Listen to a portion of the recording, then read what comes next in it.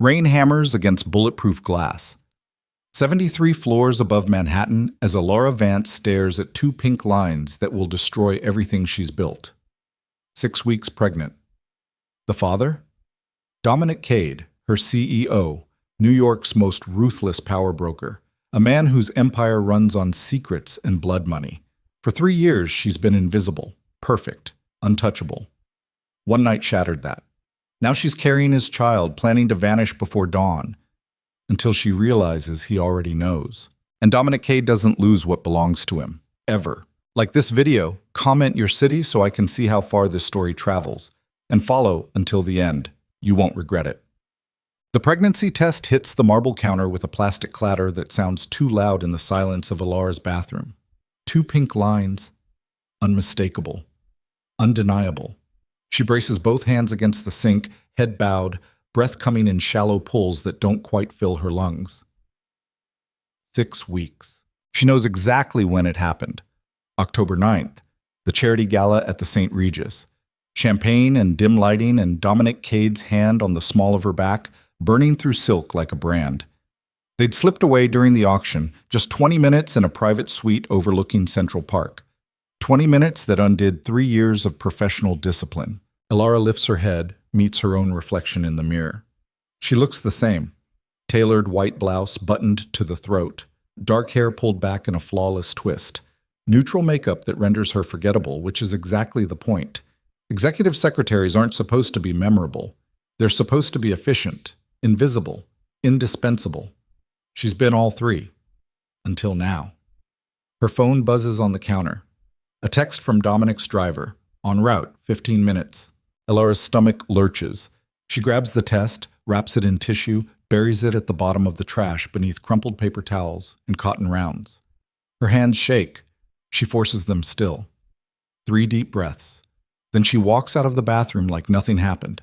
Her apartment is small, a studio in Murray Hill that costs more than it should, but less than Dominic pays her. Everything is neutral. Beige walls, gray furniture, no photographs. Nothing personal. She learned a long time ago that personal things become leverage in the hands of dangerous men, and Dominic Cade is the most dangerous man she knows. Alara pulls on her coat, black wool, expensive but understated, and checks her reflection one last time. Professional, controlled, perfect. The lie she's about to live.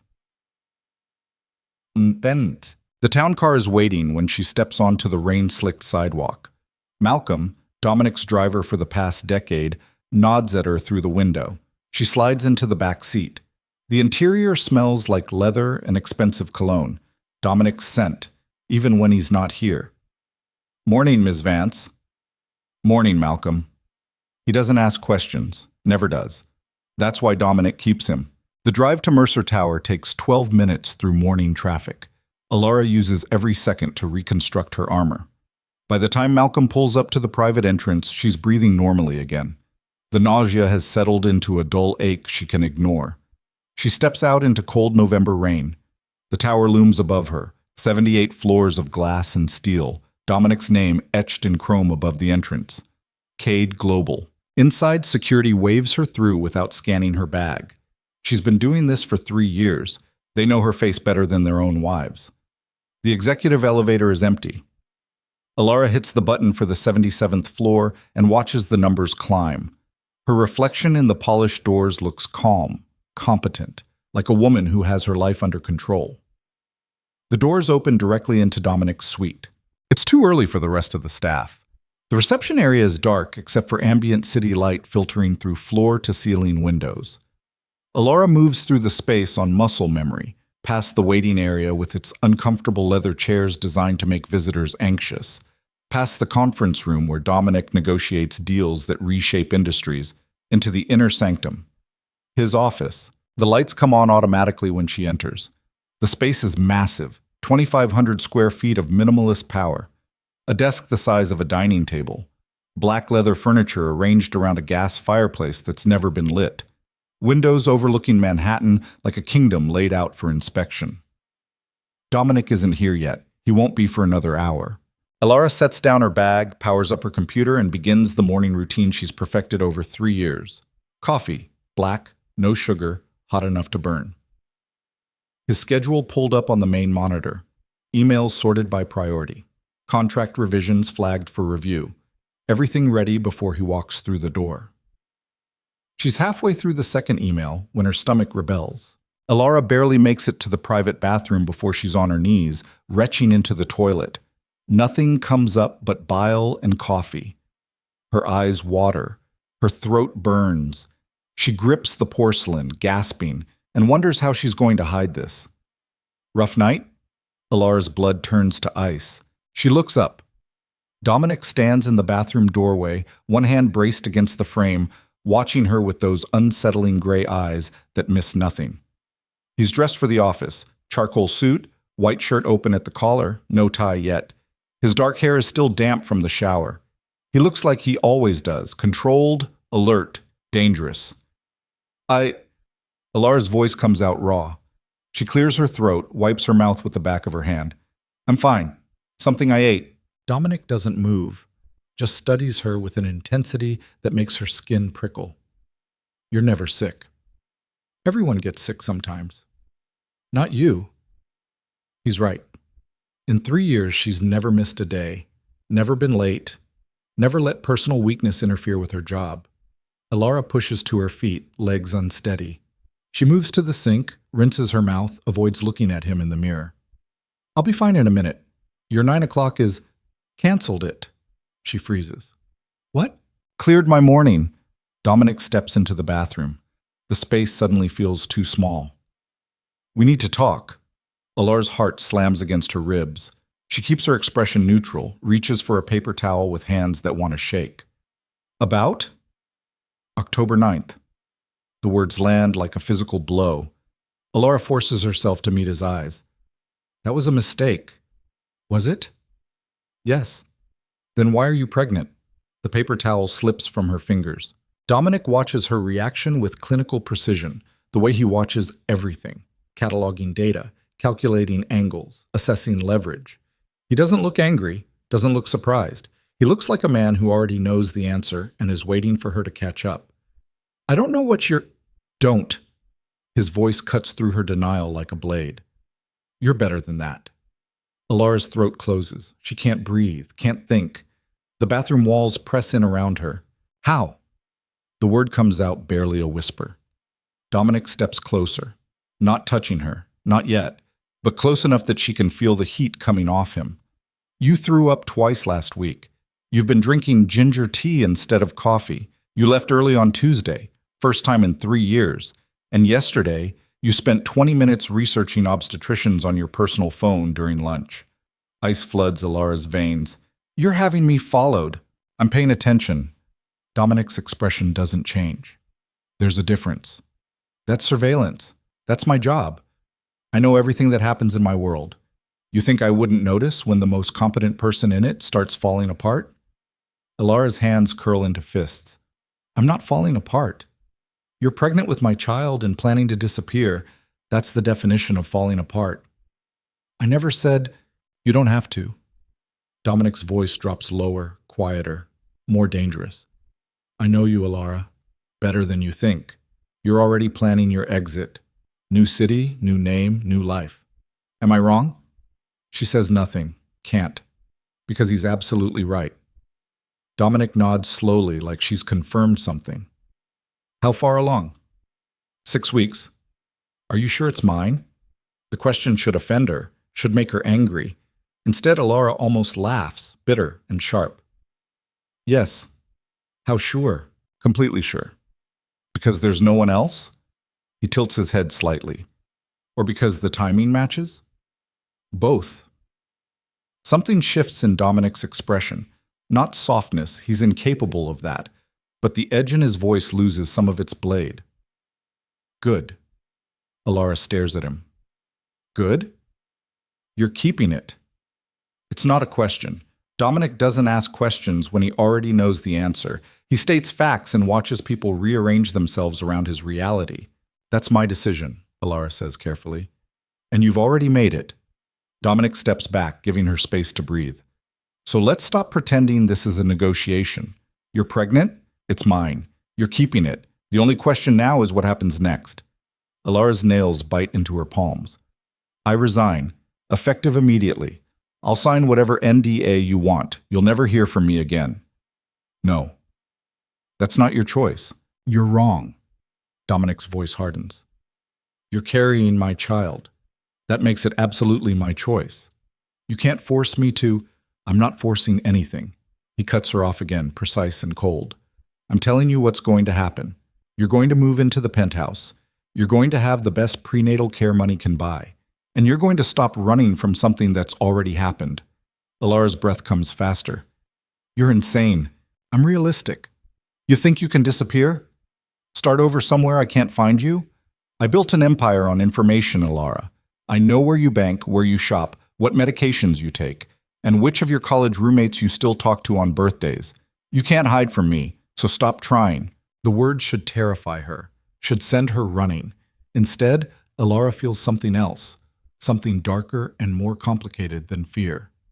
Because buried under Dominic's arrogance is something that sounds almost like concern. Why do you care? The question comes out rougher than she intends. You could make this go away. One phone call. One check. Clean and simple. Dominic's jaw tightens. For a moment, something dangerous flashes in his eyes. Then it's gone, locked back behind the iron control he wears like armor. That's not happening. Why not? Because I don't abandon what's mine. I'm not yours. Aren't you? Dominic moves closer again. This time he does touch her, one hand curling around her wrist, thumb pressing against her pulse. You've been mine for 3 years, Alara. You just didn't want to admit it. Her pulse hammers against his fingers. She should pull away. Should tell him to go to hell. Should protect herself before this man destroys everything she's carefully built. Instead, she meets his eyes and says, "This doesn't change anything." It changes everything. I don't want your money. I don't want your protection. I don't want... What do you want? Dominic's voice drops to something almost gentle. Almost. Tell me what you want, and I'll give it to you. Alara's throat tightens. Because the truth is, she doesn't know. She spent 3 years wanting nothing, needing nothing, being nothing, except perfect and efficient and invisible. And now she's pregnant with the child of a man who owns half of Manhattan and runs the other half through fear and favors. I want to do this alone, she finally says. You're lying. You don't know what I... You're terrified. Dominic's thumb strokes across her pulse point, once, twice. Not of me. Of this. Of needing someone. Of letting someone in. You've been running from attachment your whole life, Alara. I know because I've been doing the same thing. Then let me go. No.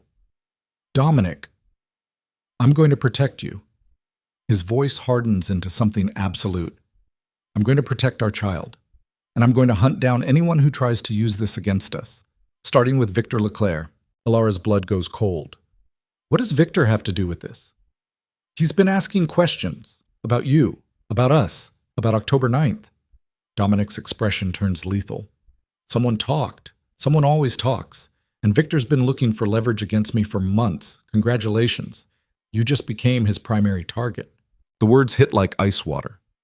Victor Leclerc, French venture capitalist, Dominic's biggest competitor, a man who plays chess with companies and treats people like expendable pawns. He doesn't know I'm pregnant, Alara says. Not yet, but he will. These things always come out, and when they do, he's going to use you to destroy me, unless I move first. By doing what? Dominic releases her wrist, steps back. By making you untouchable. You move into the penthouse today. I'll have your things packed and transferred, security details starting immediately. No more living alone in Murray Hill like you're nobody. I am nobody. You're the mother of my child. That makes you somebody. His eyes hold hers. Whether you like it or not. Alara's chest tightens. This is happening too fast. Spinning out of control. She needs time to think, to plan, to figure out how to survive what's coming. And if I refuse? You won't. You sound very sure. Because I know you.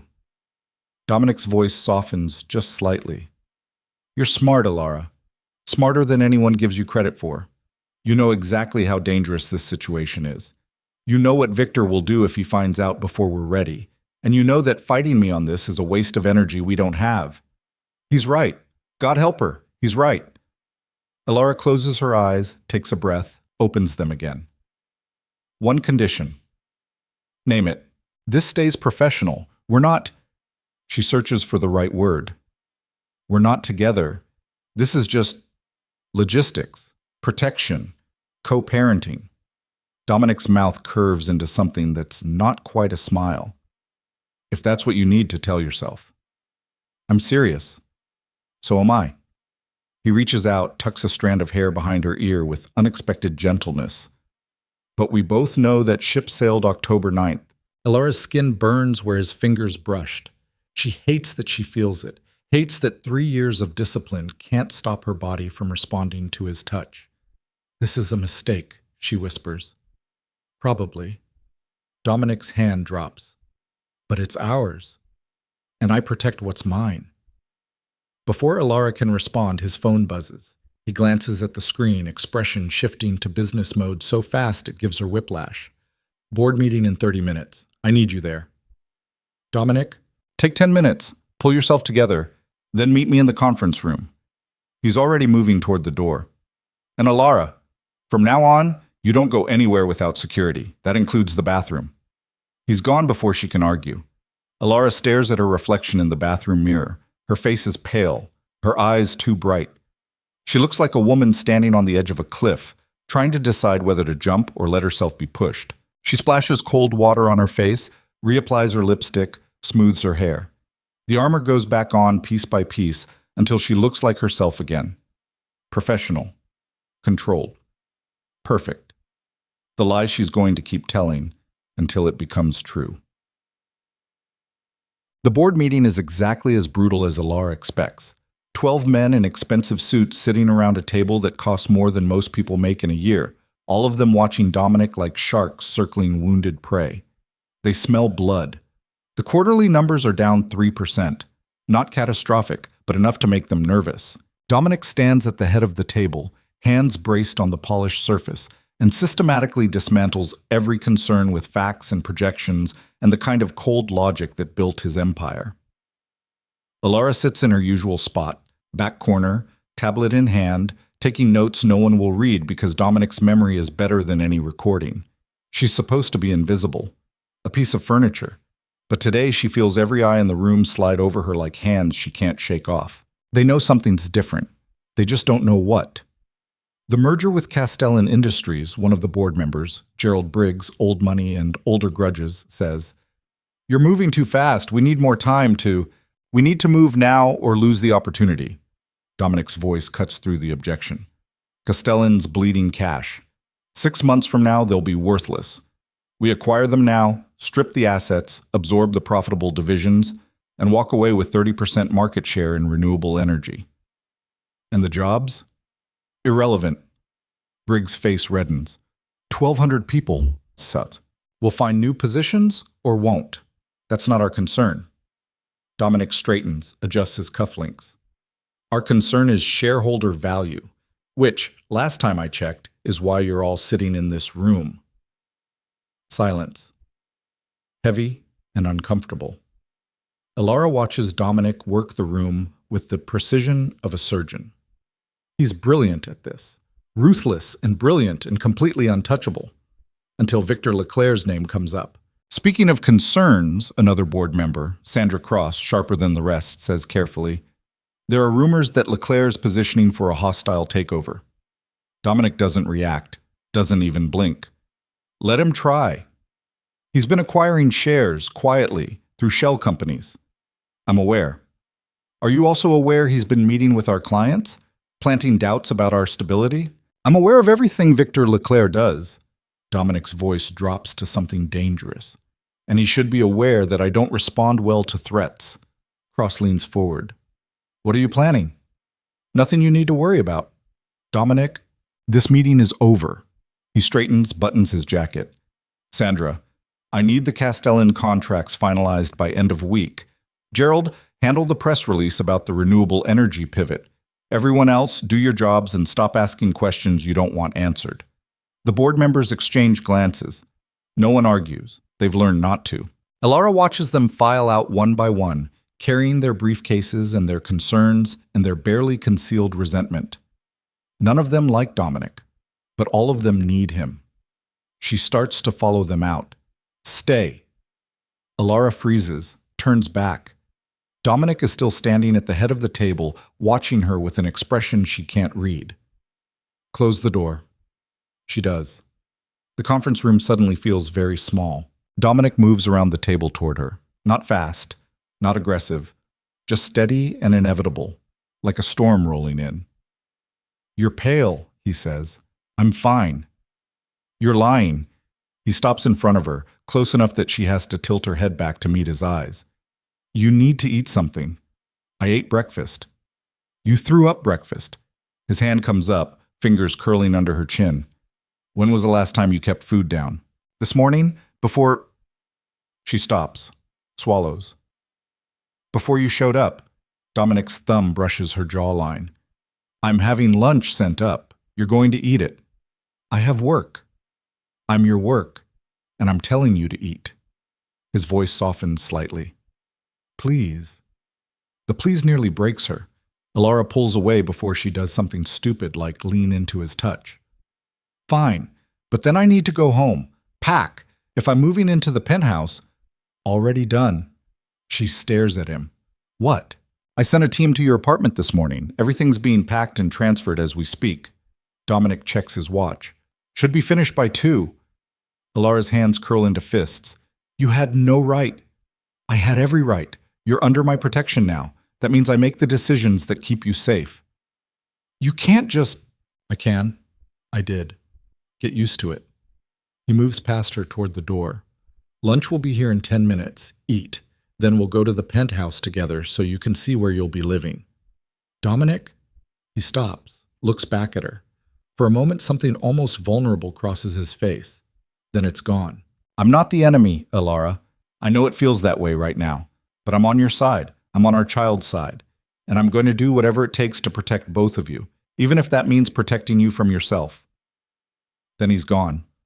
Elara stands alone in the empty conference room, hands shaking, throat tight, and wonders when exactly she lost control of her life. The answer, she realizes, is simple. October 9th, the night she stopped being invisible. The night Dominic Cade looked at her and saw someone worth keeping, and now she's carrying the proof of that mistake inside her body, growing bigger every day, impossible to hide. Elara presses both hands against her stomach, still flat, still unchanged, and feels the future closing in around her like a trap. Or maybe, a small voice whispers, like a lifeline. She doesn't know which terrifies her more. The penthouse occupies the entire 78th floor of Mercer Tower. Elara steps off the private elevator into a space that looks like it was designed by someone who understands power and has no interest in comfort. Everything is clean lines and sharp angles, floor-to-ceiling windows overlooking Manhattan, hardwood floors the color of espresso, furniture that costs more than she made in a year, no photographs, no personal touches, nothing that reveals who actually lives here. It looks, Elara thinks, exactly like Dominic. Your room is through there.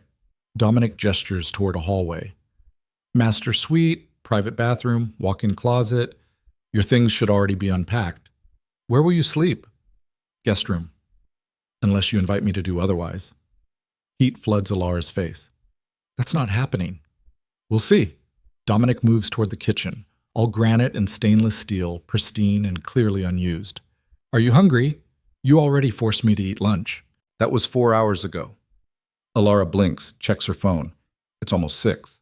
The afternoon disappeared into contract revisions and phone calls and pretending everything is normal while her entire world reshapes itself. I'm fine, she says. You're exhausted. Dominic opens the refrigerator, fully stocked, she notices, and pulls out ingredients like a man who actually knows how to use them. Sit, I'll make dinner. You cook? Don't sound so surprised. I've worked for you for 3 years. I've never seen you eat anything that wasn't catered. That's because I don't let people see my weaknesses. Dominic pulls out a cutting board, starts chopping vegetables with surprising efficiency. Cooking is meditative, helps me think. Elara leans against the counter, watching him work. It's strange seeing him like this. No jacket, sleeves rolled up, hair slightly messed from running his hands through it. Almost human. Where did you learn? She asks. Necessity. Dominic doesn't look up from the cutting board. I grew up in foster care. 17 different homes before I aged out. You learn to feed yourself or you go hungry. The words are matter of fact. No self-pity, no anger, just truth. Alara knew Dominic came from nothing. Everyone knows that story. The kid from nowhere who built an empire through intelligence and ruthlessness. But she's never heard him talk about it before. Never heard him admit to anything resembling vulnerability. I didn't know, she says quietly. Why would you? It's not relevant to quarterly earnings. He slides the vegetables into a hot pan, and the kitchen fills with the smell of garlic and olive oil. But it's relevant to this, to us. I know what it's like to have nothing, to be nothing, and I swore I'd never let anyone I care about feel that way. Dominic, I'm not good at this. He finally looks at her, and the rawness in his eyes steals her breath. Relationships, emotions, all the things normal people do naturally. I don't know how to be soft, how to be gentle, how to be anything except what I am. Which is what? Dangerous, possessive, completely incapable of letting go of what's mine. His mouth twists. You should probably run while you still can. Alara's heart pounds. And if I don't want to run, then you're as crazy as I am. The moment stretches between them, fragile and electric and terrifying. Then Dominic's phone buzzes. He checks it, and his entire expression hardens. What? Alara asks. Victor? Dominic's voice goes flat. He just leaked to the press that I'm being investigated for fraud. What? That's a lie, obviously. But it doesn't matter. He sets down his phone with controlled precision.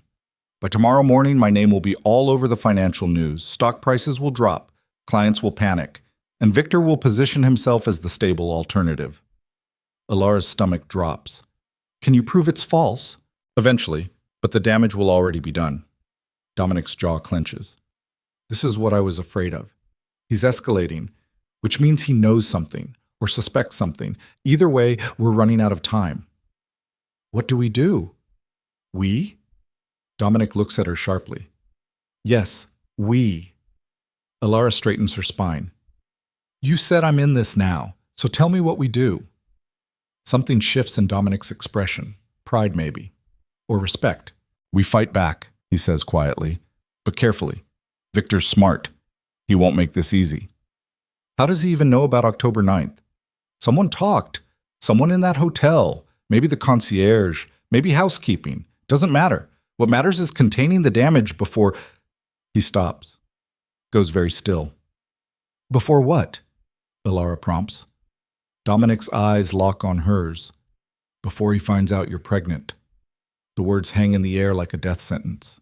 Alara's hands instinctively move to her stomach. He can't. We've been careful. No one knows except me, you, and whoever I sent to pack your apartment.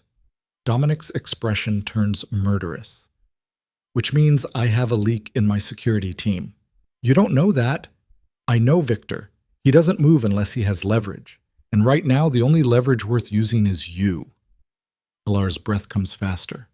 So what do we do? Dominic moves toward her with predatory focus. His hands come up to frame her face, forcing her to meet his eyes. We stay smart, we stay together, and we don't give him anything to work with. His thumb brushes her cheekbone. Can you do that? Alara nods, can't speak. Good. Dominic's voice drops lower. Because the second he comes after you, I'm going to destroy him. Completely. Permanently. In ways that will make headlines for years. Dominic, I mean it, Alara. Victor thinks he's playing chess, but he doesn't understand what he's really doing. He's threatening the only thing that matters to me. His eyes burn into hers, and I don't respond well to threats. Alara should be afraid, should tell him to calm down, should remind him that violence solves nothing. Instead, she finds herself leaning into his touch and whispering, what if he wins? He won't. How can you be sure? Dominic's smile is sharp and dangerous and absolutely certain, because I have something he doesn't. What? Everything to lose. Then he kisses her. Not gentle, not soft. Hard and claiming and desperate, like a man marking territory. Alara's back hits the counter. Dominic's hands slide into her hair, destroying the careful twist she spent 10 minutes perfecting this morning. She should stop this, should push him away, should remember all the reasons this is a terrible idea. But she can't. Because buried under the fear and the uncertainty and the complete disaster her life has become, there's something else. Something that's been building for 3 years and finally exploded October 9th. Want, raw and undeniable and absolutely mutual. Dominic pulls back just enough to whisper against her mouth, "Tell me to stop." "No." "Alara, I said no." She grabs his collar, pulls him back down. "Don't stop." So he doesn't. And somewhere in the back of Alara's mind, she knows this is a mistake. Knows she's making everything more complicated. Knows that sleeping with Dominic Cade again will only tighten the chains binding her to a man who owns everything he touches. But right now, with his hands on her body and his mouth on her throat and the future closing in like a storm, she doesn't care. She'll deal with the consequences tomorrow. Tonight, she just wants to feel something other than afraid. Alara wakes to sunlight streaming through floor-to-ceiling windows, and Dominic's arm heavy across her waist. For a moment, she doesn't move, just lies there, feeling the steady rise and fall of his breathing against her back, and tries to remember the last time she felt safe. She can't. Dominic stirs behind her. His arm tightens. "You're thinking too loud." "How do you know I'm thinking?" "Because you're you. You're always thinking." His voice is rough with sleep. "What is it this time?" "Everything." "Be more specific." Alara turns in his arms, faces him in the early morning light. He looks different like this. Younger, less dangerous, almost vulnerable. Almost. "What happens now?" she asks. "Now we get up, go to work, pretend yesterday didn't happen." "Did it?" Dominic's hand slides up to cup her face. "Which part? The board meeting? Victor's games? Or this?" "All of it." "Yes." His thumb brushes her lower lip. "And we're going to deal with all of it. Together." "You keep saying that." "Because it's true." Dominic leans in, presses a kiss to her forehead. "You're not alone anymore, Alara. Get used to it." Before she can respond, his phone buzzes on the nightstand. Dominic reaches for it, scans the screen, and every trace of softness vanishes from his face. "What?" Alara asks. "Victor just called an emergency board meeting." Dominic's voice goes cold. He's making his move. Alara sits up, clutching the sheet to her chest. "When?" 9 a.m. 2 hours from now. Dominic swings out of bed, already moving into war mode. He's going to try to remove me as CEO. Use the fraud allegations as justification. Can he do that? If he has enough votes. Dominic pulls on pants, grabs a shirt, which means he's been working the board, promising them things, making deals. "What do you need me to do?" Dominic stops, looks at her, really looks at her. "Stay here. Stay safe. Let me handle this." "No." "Alara, I'm your assistant. I go where you go. That's my job." "Your job just changed." "Not until I say it did." Alara throws back the covers, ignoring the fact that she's naked. "I've been managing your schedule and your crises for 3 years, Dominic. I'm not stopping now because things got complicated." Something flashes in his eyes, anger maybe, or pride. "Fine, but you stay behind me. You don't engage, you don't react. And if things get dangerous, you get the hell out. Understood?" "Understood." "Good." Dominic crosses to her, pulls her up against him. "Because if Victor so much as looks at you wrong, I'm going to tear his throat out with my bare hands." Then he's moving again, getting dressed, making calls, shifting into the version of himself that built an empire. Alara watches him work and realizes something that should terrify her. She doesn't want to run anymore. She wants to fight. And God help them both, she's starting to believe they might actually win. The boardroom feels like an execution chamber. Alara steps through the doors, 2 paces behind Dominic, and immediately knows they're walking into an ambush. 12 board members sit around the table, but the energy is all wrong. No one's looking at phones, no one's shuffling papers. They're just sitting there, hands folded, faces carefully blank, waiting. Victor Leclerc stands at the far end of the room, leaning against the window with the kind of casual arrogance that comes from knowing you've already won.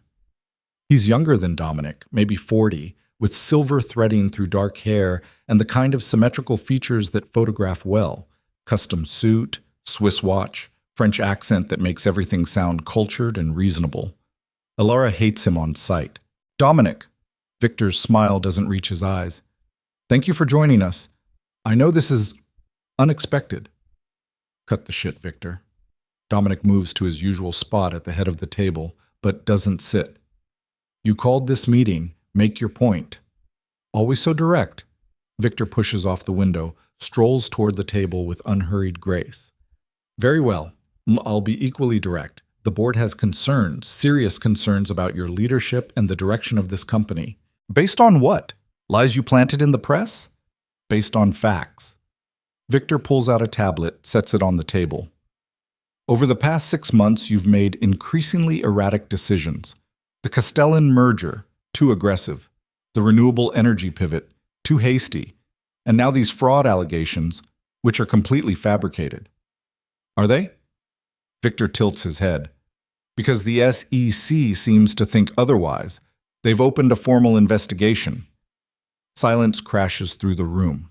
Alara's stomach drops. She glances at Dominic. His expression hasn't changed, hasn't even flickered. But she knows him well enough now to see the tension in his shoulders, the way his fingers curl slightly against his thighs. He didn't know about the SEC. When? Dominic's voice is deadly calm. The notice was served this morning, to your legal team. Victor's smile sharpens. But of course, you've been distracted, haven't you? The word lands like a knife. Dominic's eyes narrow.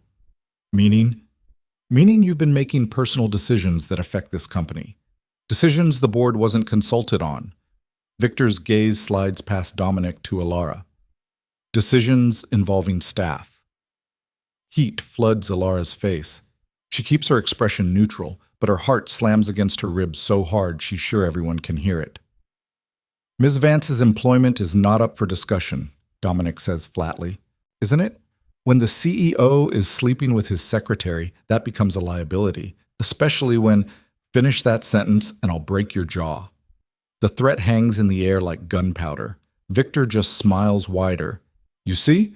This is exactly what I'm talking about. Volatile, unpredictable, letting personal entanglements cloud your judgment.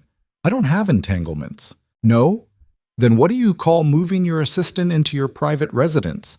What do you call clearing your schedule to play house while your company burns? Victor leans forward, voice dropping to something almost sympathetic. I'm not judging, Dominic. We're all human. We all make mistakes.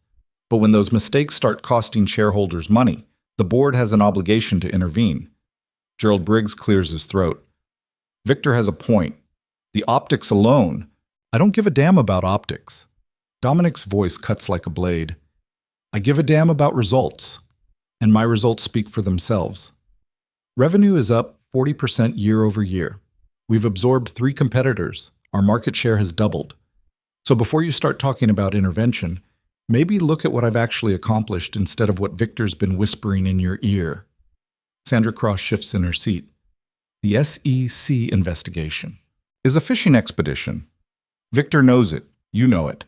They'll find nothing because there's nothing to find. Dominic plants both hands on the table, leans forward.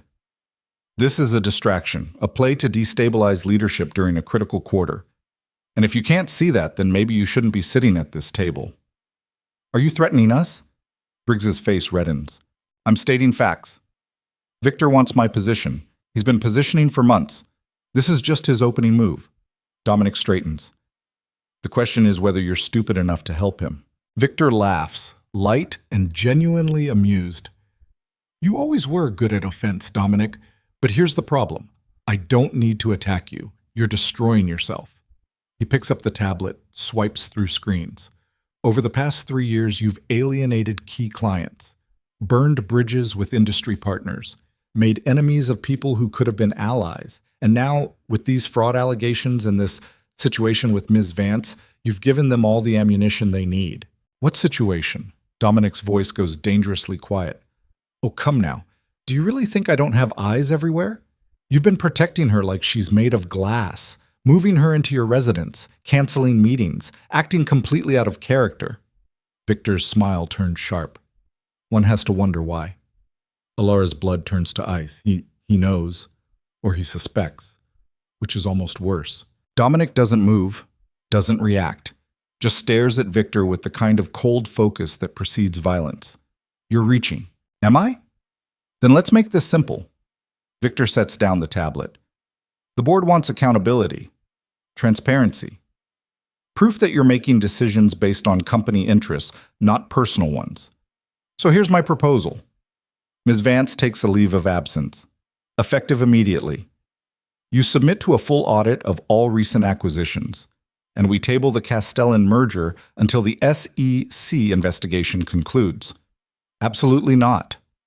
Then we vote, right now, on your removal as CEO. The words detonate like a bomb. Alara watches the board members exchange glances, calculating, weighing options, deciding which way to jump. Dominic sees it too. She can tell by the way his jaw clenches, the way his fingers curl into fists. He's losing them. You don't have the votes, Dominic says. Don't I? Victor's eyebrows lift. Gerald? Sandra? Would you like to weigh in? Briggs shifts uncomfortably. I think, given the circumstances, some oversight might be prudent. Oversight, Dominic's laugh is bitter. You mean a leash? I mean accountability. Sandra's voice is careful. Victor's right about one thing. The optics are bad, and if we don't address them now, they'll get worse. So you're siding with him. I'm siding with the company. By removing the person who built it. By protecting it from damage. Sandra meets his eyes. I'm sorry, Dominic, but you're not giving us a choice. Dominic's expression goes flat, dead. The look Alara has seen him wear when he's about to do something irreversible. Then let's vote, he says quietly. All in favor of my removal? 3 hands go up, then 4, then 6. Halfway. Alara's chest tightens. This is happening. This is actually happening. 3 years of watching Dominic dominate every room he enters, and now they're cutting him down like he's nothing. Victor's smile is triumphant. It appears the board has spoken. The board is making a mistake. Dominic's voice is ice. But that's your problem now, not mine. He turns toward the door. Wait. Victor's voice stops him. There's one more thing. The press is outside. They've been tipped off about the board meeting, about the vote. If you walk out that door, they're going to crucify you. Dominic doesn't turn around. Let them try. Is that really what you want? Your name dragged through every outlet in the country? Your reputation destroyed? Your associate caught in the crossfire? The pause before associate is deliberate, pointed. Dominic's shoulders tense. Alara steps forward before she can stop herself. Don't. Everyone turns to look at her. She shouldn't be speaking, shouldn't be drawing attention, but watching Dominic stand there, stripped of power, about to walk into a media slaughter because of her, she can't. Ms. Vance? Victor's smile sharpens. How good of you to join the conversation. Tell me, are the rumors true? Are you and Dominic? That's enough. Dominic's voice cracks like a whip. You want me gone? Fine, I'm gone, but you leave her out of this. I'm afraid that's not possible. She's part of the story now, part of the scandal. Victor spreads his hands, unless, of course, she'd like to make a statement. Clarify the nature of your relationship. Put the rumors to rest. It's a trap. Alara can see it clearly. Whatever she says will be twisted, used against them both. I have nothing to say, she manages. Really? Because the press downstairs would love to hear from you. Dominic Cade's mysterious assistant. The woman he's been protecting so fiercely. I'm sure they'd find your perspective illuminating. Dominic moves so fast Alara barely tracks it. 1 second he's at the door. The next he's across the room, hand locked around Victor's throat, slamming him back against the window hard enough to make the glass shudder. Say her name again, Dominic snarls. I fucking dare you. The board erupts. Shouting, chairs scraping, Gerald moving toward them like he's going to intervene, then thinking better of it when he sees Dominic's expression. Victor doesn't fight back, just smiles even as Dominic's fingers tighten around his windpipe. There it is, the real Dominic Cade. Violent, unhinged, exactly what I needed the board to see. Dominic, Elara's voice cuts through the chaos. Let him go. He threatened you. And you're proving his point. She moves closer, hand on his arm. Let him go, please. For a moment, Dominic doesn't move. His fingers stay locked around Victor's throat, rage burning in his eyes like wildfire. Then slowly, he releases. Victor gasps, staggers back, one hand coming up to his neck. But he's still smiling, still winning. Thank you for that, he says hoarsely. Makes the termination so much easier to justify. Dominic's fist connects with Victor's jaw before anyone can stop him. The sound is sickening, bone on bone.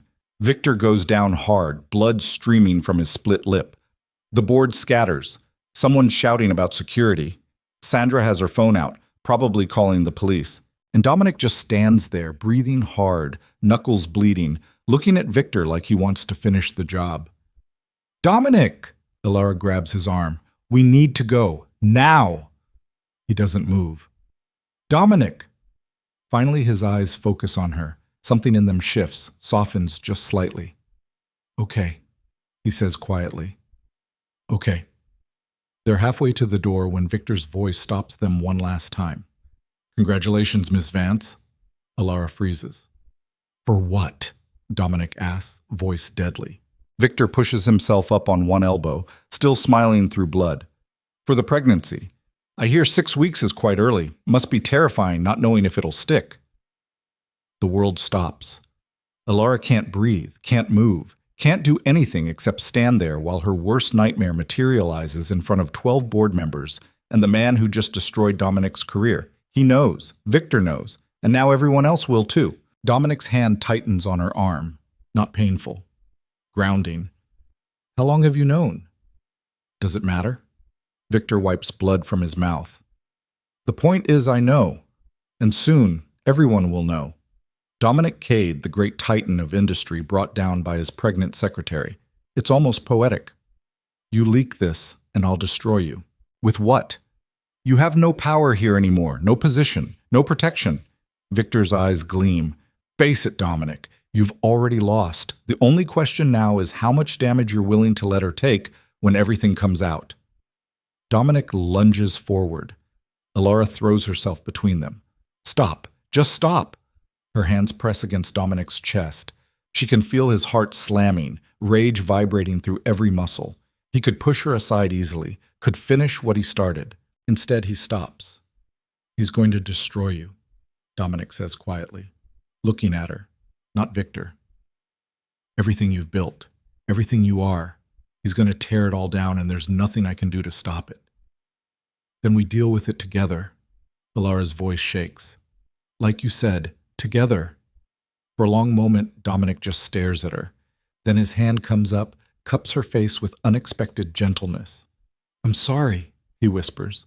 For what? Everything. Then security bursts through the doors. The media circus starts before they even leave the building. Cameras everywhere. Microphones shoved in their faces. Questions screamed from every direction. Mr. Cade, is it true you assaulted a board member? Ms. Vance, what's your relationship with Dominic Cade? Are you pregnant? How long has this affair been going on? Did you use your position to influence company decisions? Dominic's security team, 4 men in black suits who materialize from nowhere, creates a corridor through the chaos. Malcolm has the car running at the curb, door already open. Elara dives into the back seat. Dominic slides in beside her. The door slams shut, muffling the shouting. Drive, Dominic orders. Malcolm doesn't ask where. Just pulls into traffic like he's done this 1,000 times. Elara stares out the window, watching the city blur past. Her hands shake. She clasps them together, trying to stop the trembling, but it spreads up her arms and into her chest until her whole body vibrates with adrenaline and fear and something that might be rage.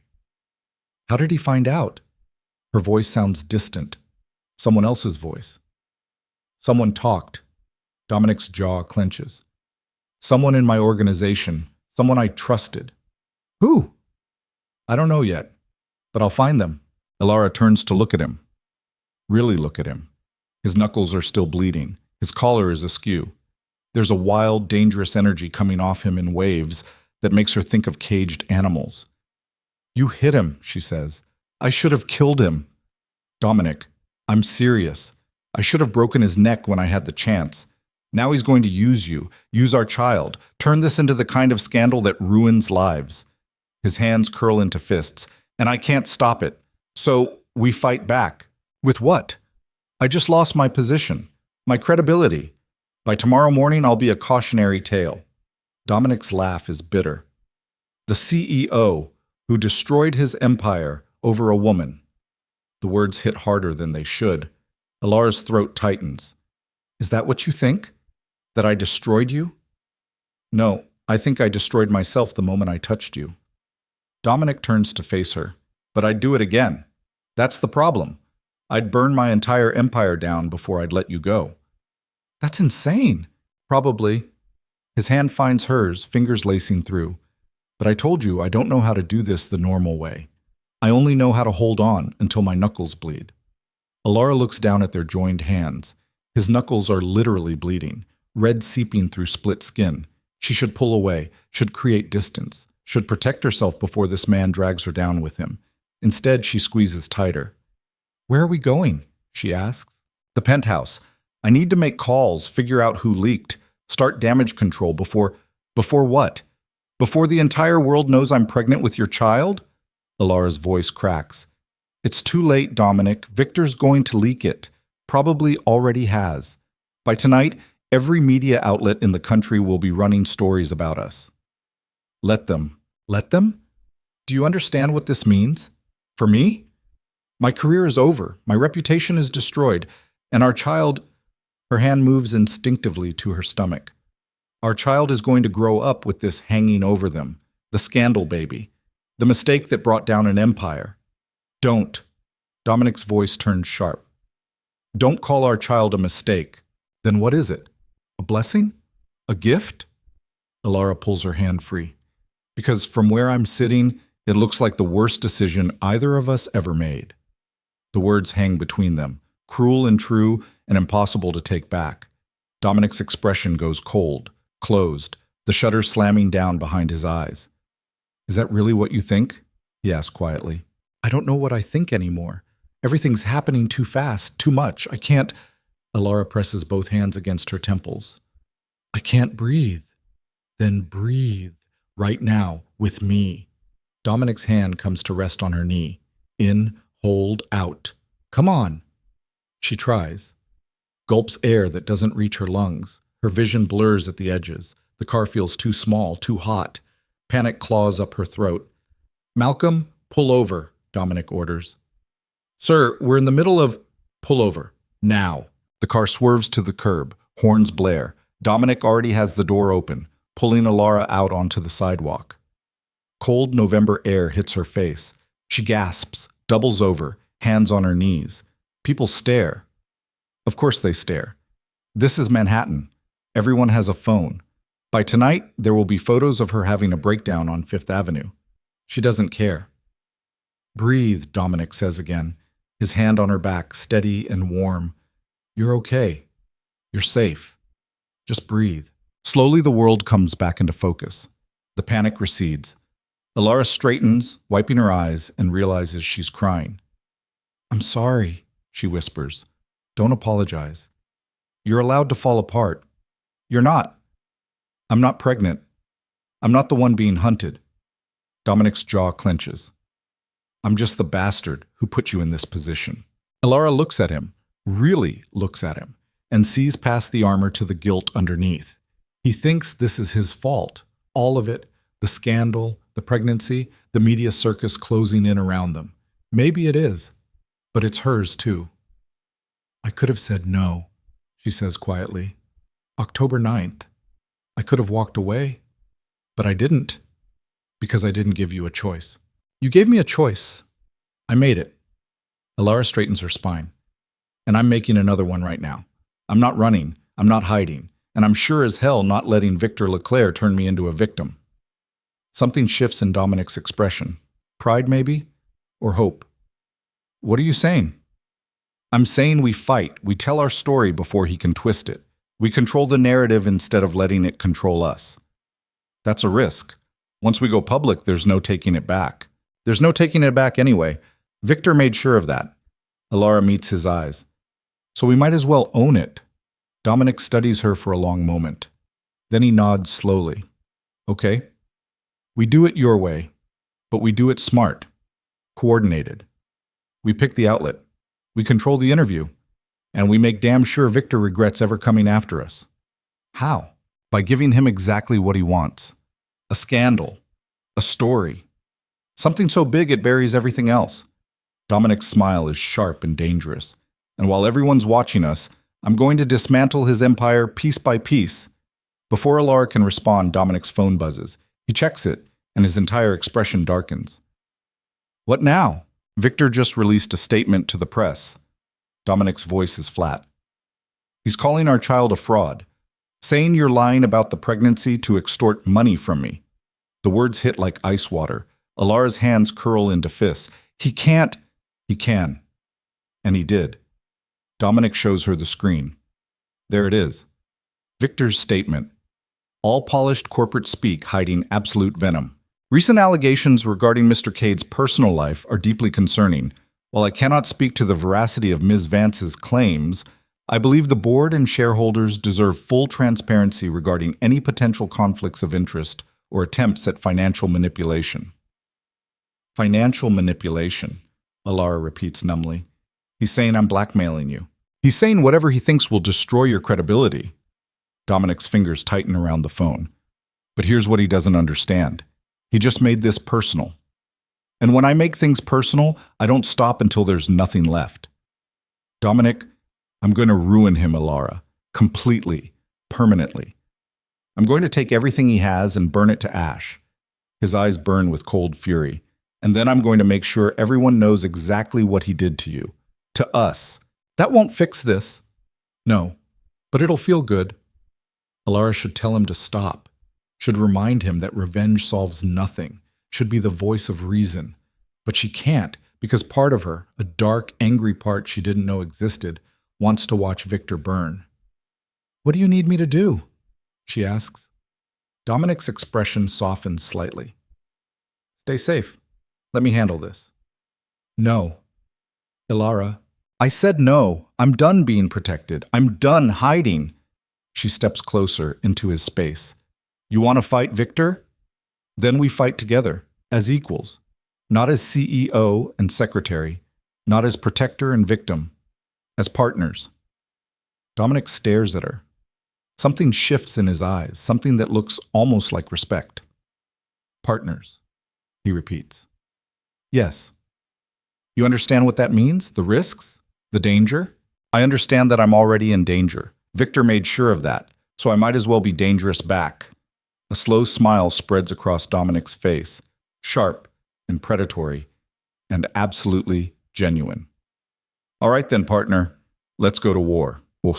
The penthouse has been transformed into a war room. Dominic's legal team, 3 lawyers in expensive suits, occupy the dining table, laptops open, phones pressed to ears. His security chief, a man named Marcus with scars and dead eyes, briefs him on potential threats. His PR consultant, a woman named Diane, who looks like she hasn't slept in days, runs through media strategies. Alara sits in the corner, watching the controlled chaos, and realizes this is what power actually looks like.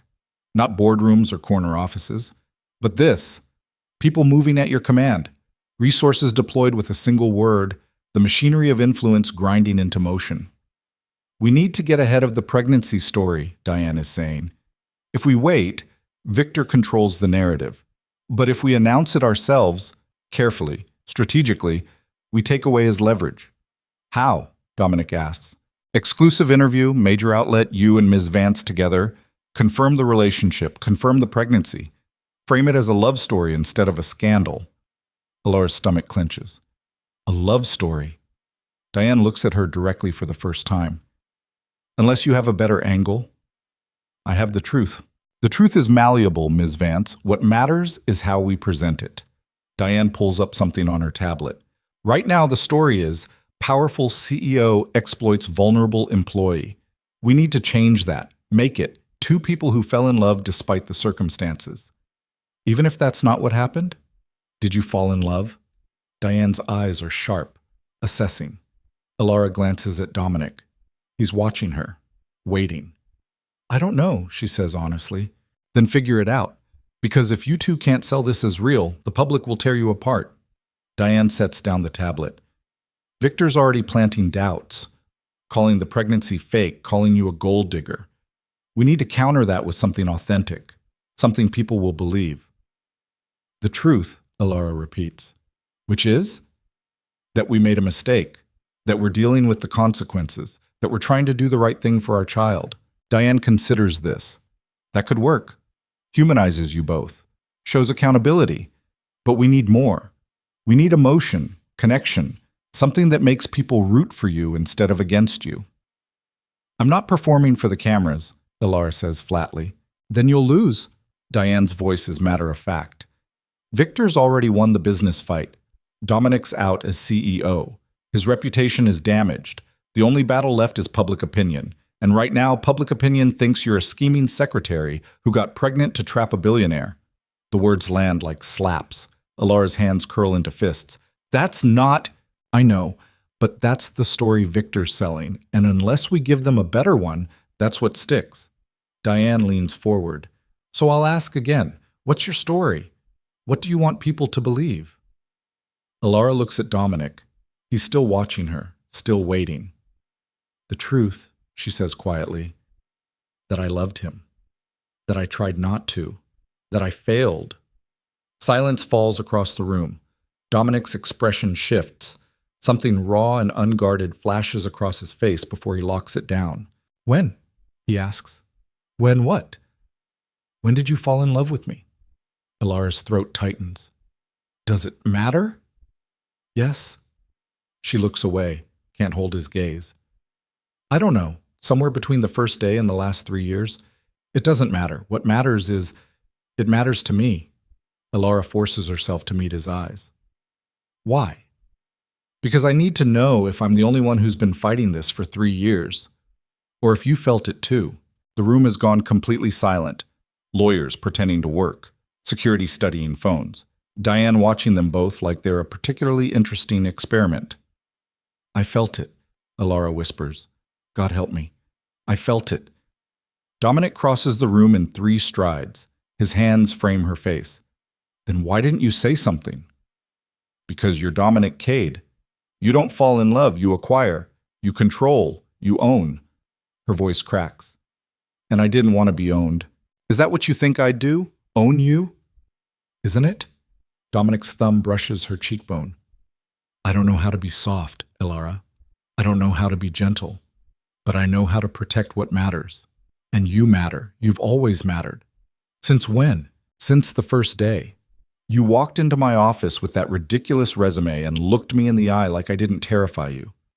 Everyone's afraid of me. Everyone except you. His voice drops lower. You saw through me. Saw past the power and the control to what was underneath. And I've been yours ever since. Alara's vision blurs. You never said anything. Neither did you. I was your assistant. It would have been complicated, messy, dangerous. Dominic's smile is sad. All the things we are now anyway. We just wasted 3 years pretending we weren't. So what do? We stop pretending. He leans down, presses his forehead against hers. We tell the truth. We fight Victor. We protect our child. And we figure out the rest as we go. That's not much of a plan. It's the only one we have. Before Alara can respond, Marcus clears his throat. Sir, we have a problem. Dominic doesn't move away from her. What kind of problem? Protesters outside the building? About 200 of them so far. Protesting what? You, calling for your arrest, assault charges from the board meeting. Marcus's expression is grim. NYPD is setting up barriers, but it's getting ugly fast. Dominic finally steps back, his jaw clenches. Show me. Marcus pulls up security footage on his phone. The street below is chaos. Signs, chanting, cameras everywhere. Some of the protesters look genuinely angry. Others look like they're just there for the spectacle. All of them want blood. This is Victor's doing, Dominic says quietly. He organized this, probably paid half of them. Does it matter? Marcus asks. They're still outside and they're not leaving. So we wait them out. For how long? This could go on for days. And every hour they're out there, the story gets worse. Dominic runs a hand through his hair, frustrated, trapped. For the first time since Alara's known him, he looks uncertain. We could use the service exit, Marcus suggests. Get you both out without... No. Alara's voice is steady. No more hiding. Everyone turns to look at her. We go out the front, she continues. Together. We face them. We answer their questions. We own this. That's suicide, Diane says bluntly. You have no media training, no preparation. They'll eat you alive. Then they eat me alive, but at least I'll be the one feeding them. Not Victor. Alara looks at Dominic. You said we're partners, so let's act like it. Let's show them we're not afraid. I'm afraid, Dominic says quietly, of what they'll do to you. Then protect me. That's what you're good at, right? Alara's smile is shaky. Besides, I'm tougher than I look. Dominic studies her for a long moment. Then he turns to Marcus. Clear a path. We're going out the front in 10 minutes. Sir, that's an order. Marcus nods, starts making calls. Diane curses under her breath. This is insane. You understand that? Completely insane. Probably, Dominic agrees. But it's our insanity, not Victor's. He reaches for Alara's hand. She takes it, holds on, and together they walk toward the storm. The crowd roars when they step outside. Alara's never heard anything like it. A wall of sound that hits like a physical force. Anger and curiosity and bloodlust all mixed together. Security tries to hold them back, but bodies press forward. Signs wave. Phones capture everything. Dominic Cade. Predator or victim? Protect women in the workplace. Where's the proof? Dominic's hand tightens on hers. Stay close. They move through the corridor Marcus has created. Cameras flash. Questions are screamed from every direction.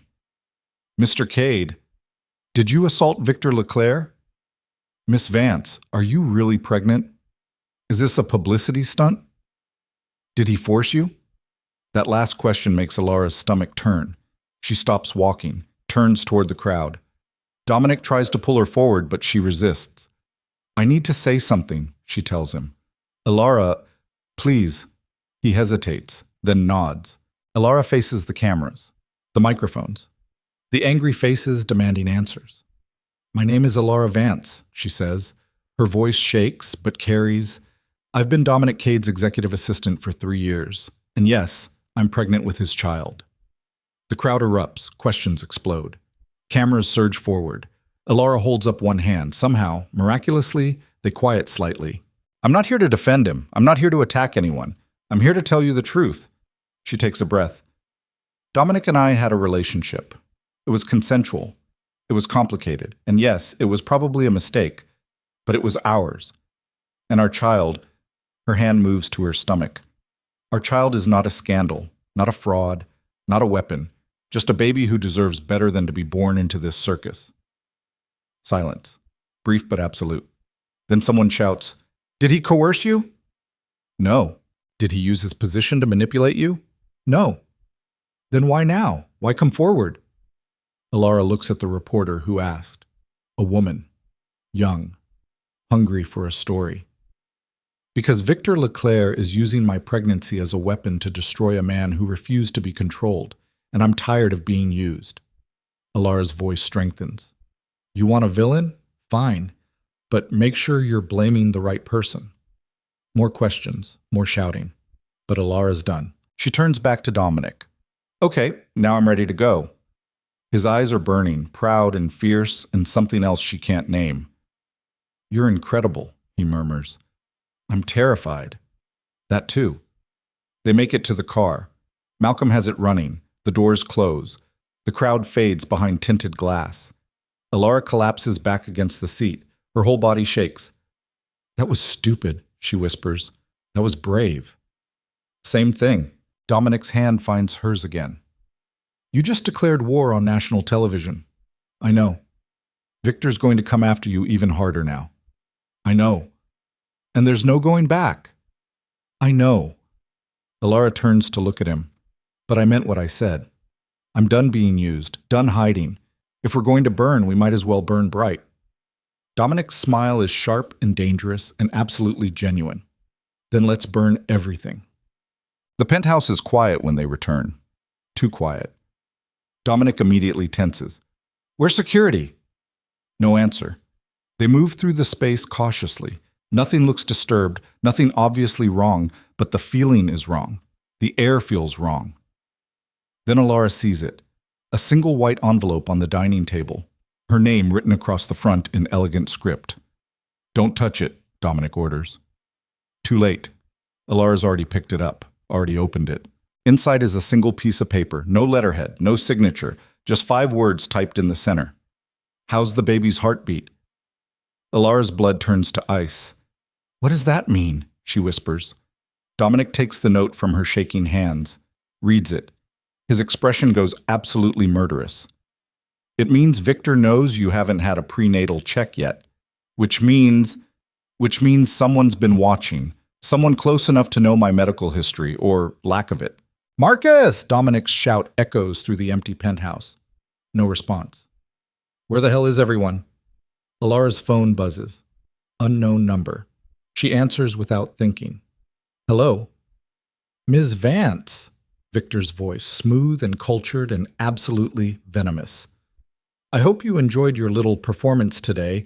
Very moving, very brave, but ultimately pointless. How did you get this number? I have all your numbers. I know where you bank, where you shop, what medications you take. I know everything about you, Ms. Vance, including things you haven't told Dominic yet. Alara's stomach clenches.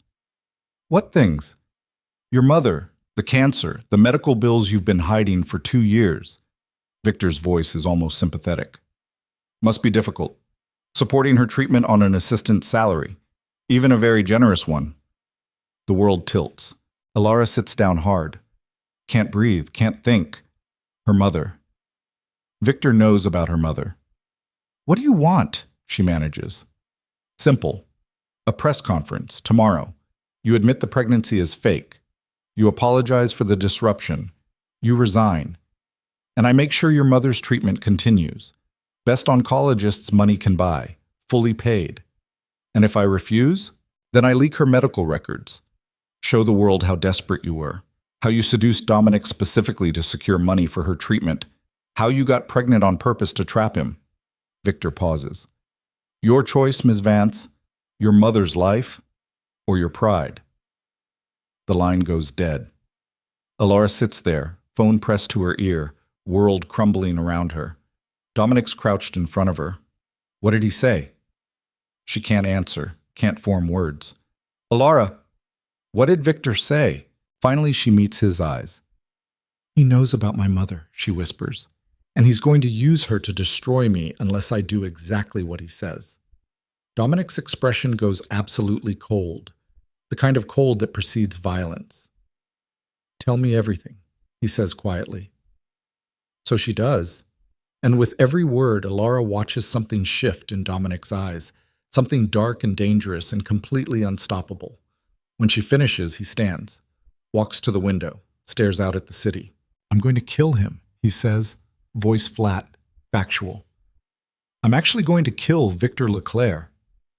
Dominic, I'm serious. He threatened my child. He threatened you. Now he's threatening your mother. Dominic turns back, and the look in his eyes makes Alara's breath catch. There are lines you don't cross, and he just crossed all of them. You can't watch me. He's already moving, making calls, giving orders in a voice that brooks no argument. Alara sits in the growing darkness, one hand pressed against her stomach, and realizes they've just crossed the point of no return. Victor made this personal. Now Dominic's going to make it lethal, and God help them both, Alara doesn't want to stop him. Dominic makes 17 phone calls in the first hour. Alara watches from the sofa, hands wrapped around cold tea she hasn't touched, listening to him dismantle Victor's world piece by piece. His voice never rises. never wavers, just delivers orders with surgical precision to people who jump when he speaks. Pull the Marseille contracts. All of them. I don't care what the penalties are. Find out who Victor's banking with. I want account numbers by morning. Get me everything on his board, every debt, every affair, every skeleton they've buried. Between calls, he paces, prowls the room like something caged and dangerous. His knuckles are still split from hitting Victor. He hasn't bothered to clean them. Alara should tell him to stop. Should remind him that revenge won't fix this, that destroying Victor won't protect her mother or save their child from the media firestorm coming. But she can't form the words, because part of her, the part that's tired of being invisible, tired of being used, tired of being afraid, wants to watch Dominic burn Victor's empire to ash. Dominic. Her voice cracks through the silence. He stops mid-pace, looks at her. What if it doesn't work? She asks. What if you destroy him and he still releases everything? My mother's records, the lies about the pregnancy, all of it. He won't. You can't know that. I can. Dominic crosses to her, kneels so they're eye level. Victor operates on leverage. Right now he thinks he has all of it, but leverage only works when both sides have something to lose. And I'm about to take away everything he has. How? By making him more afraid of me than I am of him. Dominic's smile is cold. Victor thinks he's playing power games, but he's never met someone who's willing to lose everything. Someone who has nothing left to protect except you. That's not true. You have nothing that matters more than you, than our child. His hand covers hers. I've spent my entire life building walls, protecting myself, refusing to let anyone close enough to hurt me. And then you walked into my office and dismantled every defense I had without even trying. Alara's throat tightens. I didn't mean to. I know. That's what made it so terrifying. Dominic's thumb brushes across her knuckles. For 3 years, I told myself it was just attraction, just chemistry, something I could control if I tried hard enough. But October 9th proved I was lying. The moment I touched you, I knew I was finished. Finished how? Finished pretending I didn't need you. Finished believing I could live without you. Finished being the man who cared about nothing except power. His voice drops. You ruined me, Alara, completely, and I'd let you do it again. Before she can respond, his phone rings. Dominic checks the screen. His expression hardens. It's Marcus. He answers, listens, and with every second, his face goes darker. When? Short, clipped. How many? I see. No, lock it down. Nobody in or out without my approval. And Marcus, find the leak. I don't care what it takes. He hangs up. What happened? Alara asks. Someone leaked security footage from the penthouse to the press. Footage of us from last night. Ice floods Alara's veins. What kind of footage? Everything. Dominic's jaw clenches. Dinner. Talking. The bedroom. The world tilts. The bedroom? Alara's voice comes out barely a whisper. Thermal imaging, no explicit visuals, but enough to prove we're sleeping together. Enough to make Victor's case that this is a relationship, not harassment. He runs both hands through his hair. He's going to spin it, make it look consensual, take away your ability to claim coercion. But I never said he coerced me. Doesn't matter. The implication was there. Public sympathy was shifting toward you. This kills that. Dominic's hands curl into fists, and it came from inside my security team, someone I trusted, someone who's been in this penthouse, watching us, recording us. Who? I don't know yet, but when I find them, he doesn't finish, doesn't need to. Alara stands, moves to the window, stares out at the city lights blurring through unshed tears. He's winning, she says quietly. Not yet. Dominic, look at this objectively. You've lost your position. Your reputation is destroyed. The media thinks I'm either a victim or a gold digger. Victor has leverage on my mother. And now there's footage proving we're together, which undermines everything I said about this being complicated. Her voice cracks. How is that not losing? Because we're still standing, we're still fighting, and Victor hasn't gotten what he actually wants yet. Which is me. Broken. Beaten. Publicly destroyed. Dominic moves behind her. His hands settle on her shoulders. He doesn't care about you, doesn't care about the baby. He cares about taking me down. And as long as I refuse to break, he hasn't won. What if I can't do this? Ilara whispers. What if I'm not strong enough? You stood in front of 200 protesters and told them the truth. You're stronger than you think. That was adrenaline. This is... She stops. Can't finish. This is real, Dominic says quietly. I know, and it's terrifying, but you're not doing it alone. Ilara turns to face him. Promise me something. Anything. If it comes down to a choice, me or destroying Victor, you choose me. You let him win. You walk away. Dominic's expression goes absolutely flat. No. Dominic. I said no. I'm not letting him have you. I'm not letting him use your mother against you. And I'm sure as hell not walking away while he turns our child into tabloid fodder. His voice hardens. So don't ask me to choose, because the answer will always be you, even if that means burning everything else down. Before Ilara can argue, the elevator dings. They both turn. The doors open, and Alara's mother steps out. Time stops. Catherine Vance looks exactly as Ilara remembers. Thin from treatment, tired around the eyes, but standing straight. Dressed in a simple gray cardigan and slacks. Hair wrapped in a scarf that doesn't quite hide the hair loss. She looks at Ilara, then at Dominic, then back at Ilara. Mom, Ilara's voice cracks. What are you doing here? Victor Leclerc sent a car for me, said you were in trouble, said you needed me. Catherine's voice is steady, strong. Was he lying?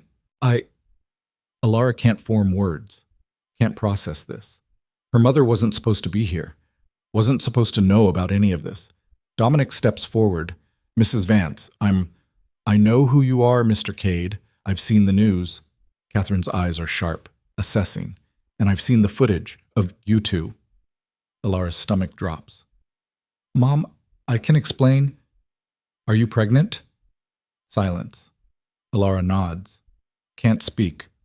Catherine's expression doesn't change. Is it his? Another nod. Did he force you? No. The word comes out fierce, definitive. No, it was my choice, my decision, Her voice breaks. My mistake. Don't call my grandchild a mistake. Catherine's voice sharpens. I didn't raise you to be ashamed of consequences. I raised you to face them. Tears burn Ilara's eyes. I didn't want you to find out like this. How did you want me to find out? After the baby was born? After the media circus? Or were you planning to hide it forever? Catherine moves closer. I'm sick, Ilara, not stupid, and I'm certainly not fragile enough that you need to protect me from reality. You have enough to deal with without knowing my daughter is pregnant and fighting for her life against a man who wants to destroy her. Yes, that definitely would have been easier. Catherine's smile is sad. But life isn't easy. It's hard and messy and complicated, and you face it anyway. Dominic clears his throat. Mrs. Vance, I want you to know. I don't care what you want me to know, Mr. Cade. I care about facts. Catherine turns to him. Fact 1. You got my daughter pregnant. Fact 2. You lost your position because of it. Fact 3. Victor Leclerc is using me as leverage to control her. Am I missing anything? No, ma'am. Good. Then here's what's going to happen. You're going to tell me exactly what Victor wants, what he's threatening, and what you're planning to do about it. Her eyes are steel. And don't lie to me. I've been lied to by better men than you. Dominic holds her gaze. He wants Ilara to publicly admit the pregnancy is fake, claim she seduced me for money, resign from her position. In exchange, he'll pay for your cancer treatment, best doctors, fully funded. And if she refuses, he leaks your medical records, shows the world how desperate Ilara was, turns her into a villain who got pregnant on purpose to trap me. Catherine nods slowly. That's a good plan, ruthless, effective. She looks at Ilara. What are you going to do? I don't know. Ilara's voice shakes. If I do what he wants, I destroy myself. If I don't, he destroys you. So you're choosing me. Of course I'm choosing you. You're my mother. Ilara's voice cracks. You're dying, and I'm not going to let Victor use that against you. Ilara, shh. No. I should have told you about the pregnancy, about Dominic, about all of it, but I was trying to protect you, trying to give you one less thing to worry about while you fought cancer. And I failed. I failed at everything. Catherine crosses the room, pulls Alara into her arms, holds her while she breaks. You didn't fail, Catherine whispers. You survived. You built a life. You fell in love. Those aren't failures, sweetheart. Those are victories. I'm pregnant and alone and terrified. You're not alone. I'm here. He's here. Catherine nods toward Dominic. And you're carrying my grandchild. That's not nothing. Alara pulls back, wipes her eyes. Victor's going to release everything. The medical bills, the treatments. How I've been sending you money for 2 years. Let him. I'm not ashamed of being sick, and you shouldn't be ashamed of helping me. Catherine's voice is firm. What you should be ashamed of is thinking I'd want you to destroy yourself to save me. But the treatment will continue or won't. Either way, it's my problem, not yours. Catherine looks at Dominic. You. Do you love my daughter? Dominic doesn't hesitate. Yes. Since when? 3 years, maybe longer. And the baby? Do you want it? More than I've wanted anything. Good. Catherine nods once. Then here's what we're going to do.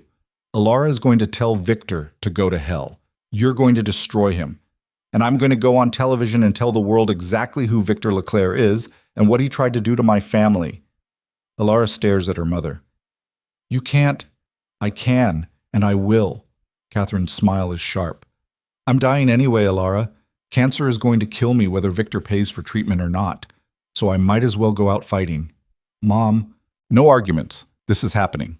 Catherine looks at Dominic. You have media contacts? Yes? Good. Set up interviews, major outlets. I'll tell them everything. The cancer, the bills, Victor's threats, all of it. Her eyes glitter. Let's see how he likes being the villain for once. Dominic's phone buzzes. He checks it. His expression goes absolutely murderous. What? Alara asks. Victor just released a statement. He's calling a press conference for tomorrow morning. Says he has proof the pregnancy is fabricated. Medical evidence. Ice floods Alara's veins. What medical evidence? I haven't seen a doctor yet. Exactly. Dominic's voice is cold. He's going to claim the lack of medical records proves you're lying, that there's no pregnancy, that you invented it to trap me. But I am pregnant. The test doesn't matter. Without medical confirmation, it's your word against his evidence, or lack of it. Dominic's jaw clenches. He's forcing your hand. Either you see a doctor and prove the pregnancy publicly, or he calls you a liar on national television. Catherine's expression hardens. Then she sees a doctor, tonight, and tomorrow we release the medical records ourselves, before Victor can claim anything. That's private, Alara whispers. Those records are private. Nothing's private anymore, sweetheart. Victor made sure of that. Catherine squeezes her hand. But we control how it comes out. We control the narrative. That's the only power we have left. Dominic is already making calls. I need an OBGYN tonight. Someone discreet. Someone who won't leak to the press. Yes.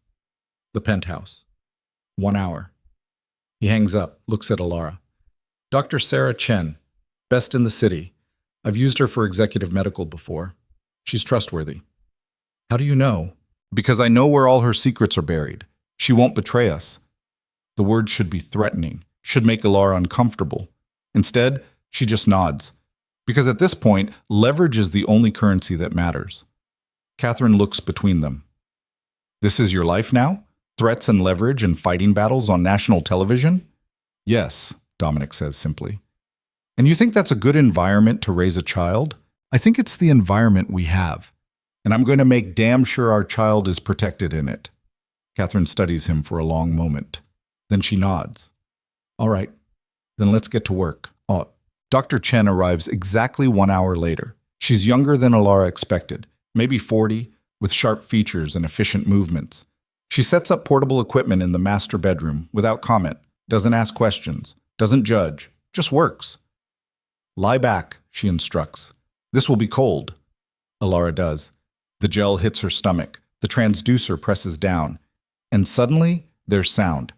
A heartbeat. Fast. Strong. Undeniable. Alara's vision blurs. She turns her head, finds Dominic standing in the doorway. He's staring at the monitor like he's seen something impossible. 6 weeks, 2 days, Dr. Chen says. Heartbeat is strong, 142 beats per minute. Everything looks normal. It's real, Ilara whispers. Of course it's real. Dr. Chen glances at her. Did you think it wasn't? Ilara can't explain. Can't put into words how surreal this all feels. I don't know. Dr. Chen prints images, hands them to Ilara. Due date is approximately June 15th. You'll need prenatal vitamins, regular checkups, and less stress, though I suspect that's not possible given the circumstances. You know who I am, Ilara says. Everyone knows who you are. The news has been running your story non-stop for 2 days. Dr. Chen starts packing equipment. For what it's worth, I don't believe Victor's lies, and I'll testify to that if needed. Why? Because I've delivered enough babies to know when someone's faking a pregnancy, and you're not. Dr. Chen hands Dominic a folder. Complete medical records, ultrasound images, blood work results, everything you need to prove this is real. Dominic takes the folder. Thank you. Don't thank me yet. What you're about to do, releasing private medical records, will open you up to more scrutiny, more questions, more invasions of privacy. Are you sure you want this out there? Ilara sits up, presses one hand against her stomach where the heartbeat was. If it stops Victor, yes. It won't stop him. It'll just change his tactics. Dr. Chen's expression is grim. Men like Victor Leclerc don't stop. They escalate. And once you give the public access to your medical history, they'll want more. They'll demand more. Privacy becomes a luxury you can't afford. I already can't afford it. Then God help you both. Dr. Chen heads for the door, stops, looks back. One more thing. Given the stress you're under, there's an increased risk of complications, miscarriage, preterm labor. You need to take care of yourself because no matter how important this fight feels, nothing matters if you lose the baby. The words land like ice water. Ilara nods. Can't speak. Dr. Chen leaves. Dominic crosses to the bed, sits beside Ilara, opens the folder, stares at the ultrasound image. That's our child, he says quietly. I know. We made that, you and me. I know. And I'm going to protect it, no matter what it costs. His voice hardens. Victor wants war? He's about to get one. Before Ilara can respond, her phone rings. Unknown number again. She almost doesn't answer, almost throws the phone across the room. But something makes her pick up. Hello? Ms. Vance. I hope I'm not interrupting. Victor's voice, smooth as ever. I understand you've had quite the evening. Doctor's visit. Family reunion. Very touching. Ilara's blood runs cold. How did you... I told you. I know everything, including the fact that Dr. Chen just left your building with medical records that prove your pregnancy is real. Victor's voice hardens. Congratulations. You just played directly into my hands. What are you talking about? Tomorrow's press conference. I was going to claim the pregnancy was fake, force you to prove otherwise, make you look desperate and defensive. He laughs. But you've saved me the trouble. You've already released the records, already proven it's real. Which means tomorrow, I get to ask the only question that actually matters. Ilara's stomach drops. What question? Whose baby is it really? The world stops. What? Ilara can barely form the word. Dominic's had a vasectomy, Ms. Vance, 12 years ago, completely sterile, medically verified. Victor's voice is almost sympathetic. So either you've performed a medical miracle or that baby has a different father. Care to explain which? The phone slips from Ilara's fingers. She turns to Dominic. He's already standing, already moving toward her. His expression is carefully blank. Tell me he's lying, she whispers. Dominic doesn't answer. Dominic, tell me Victor is lying about the vasectomy. Silence. Then quietly, I can't. The room tilts. Ilara grabs the bedpost, holds on, tries to breathe through the shock slamming into her chest. You had a vasectomy. Yes. 12 years ago. Yes. And you never told me. It never came up. Ilara's laugh is sharp, bitter. It never came up? We're having a baby, Dominic. Don't you think that might have been relevant information? The procedure isn't foolproof. There's a failure rate. How high? Less than 1%. Less than 1%. Alara's vision blurs. So either I'm the 1% miracle, or she can't finish, can't say it. Because the implication is clear. If Dominic's sterile, then the baby isn't his, which means she's been lying or cheating or both. I'm not sleeping with anyone else, she says, voice shaking. I haven't been with anyone except you for 3 years. You know that. You know me. I know. Dominic's voice is strained. I believe you. But Victor won't. The media won't. They're going to say I'm lying, that I trapped you, that I got pregnant by someone else and blamed you. Her hands curl into fists. He's going to destroy me tomorrow, and there's nothing I can do to stop it. Yes, there is. What? Take a paternity test? That won't be conclusive for weeks. By then the damage will be done. Then we go on offense. Dominic's jaw clenches. We release my medical records, show the vasectomy, explain the failure rate, get doctors to testify that it's possible. It's not possible. You said it yourself, less than 1%. No one's going to believe that. Alara's voice cracks. They're going to believe Victor. They're going to believe I'm a liar and a cheat and everything he's been saying all along. Catherine appears in the doorway. What's going on? Alara can't answer, can't form words. Dominic fills the silence. Victor knows about my vasectomy. He's going to use it tomorrow to prove the baby isn't mine. Catherine goes very still. Is it yours? I don't know. Dominic's voice is raw. Medically, it shouldn't be, but Alara says there's no one else, and I believe her. Then prove it. How? Paternity tests take weeks. Not if you pay enough. Catherine pulls out her phone. I know people, researchers, labs that do genetic testing for private clients. 24-hour turnaround if you throw enough money at it. That's not standard. Nothing about this situation is standard. Catherine's eyes are fierce. You want to protect my daughter? Then get her a paternity test tonight, before Victor's press conference tomorrow. And when the results come back showing you're the father, you shove them down his throat on live television. Dominic stares at her. Then he's moving, making calls, issuing orders. Within 20 minutes, a mobile genetic testing unit arrives at the penthouse. They take blood from Dominic, from Alara, swab cheeks, collect samples. The technician, a tired-looking woman in scrubs, promises results by morning. Then she's gone, and Alara is left sitting on the sofa, hands wrapped around her stomach, trying to process what just happened. What if it's not yours? She asks quietly. Dominic sits beside her. Then we deal with it. How? How do we deal with that? I don't know, but we'll figure it out. You're being too calm about this. One of us has to be. Dominic's hand covers hers, and right now you need calm more than you need panic. Alara looks at him, really looks at him, sees past the control to the fear underneath. He's terrified, absolutely terrified. He's just hiding it better than she is. You think I cheated, she whispers. No. You think I'm lying about there being no one else? No. Dominic's voice is firm. I think you're telling the truth, and I think medical science occasionally gets things wrong. And I think tomorrow, when those results come back, they're going to prove that baby is mine. And if they don't, Dominic's expression goes absolutely flat. Then I'm going to kill Victor Leclerc with my bare hands, because the only way that baby isn't mine is if he did something I can't even let myself think about. The words hang in the air, heavy and terrible. What do you mean? Alara asks.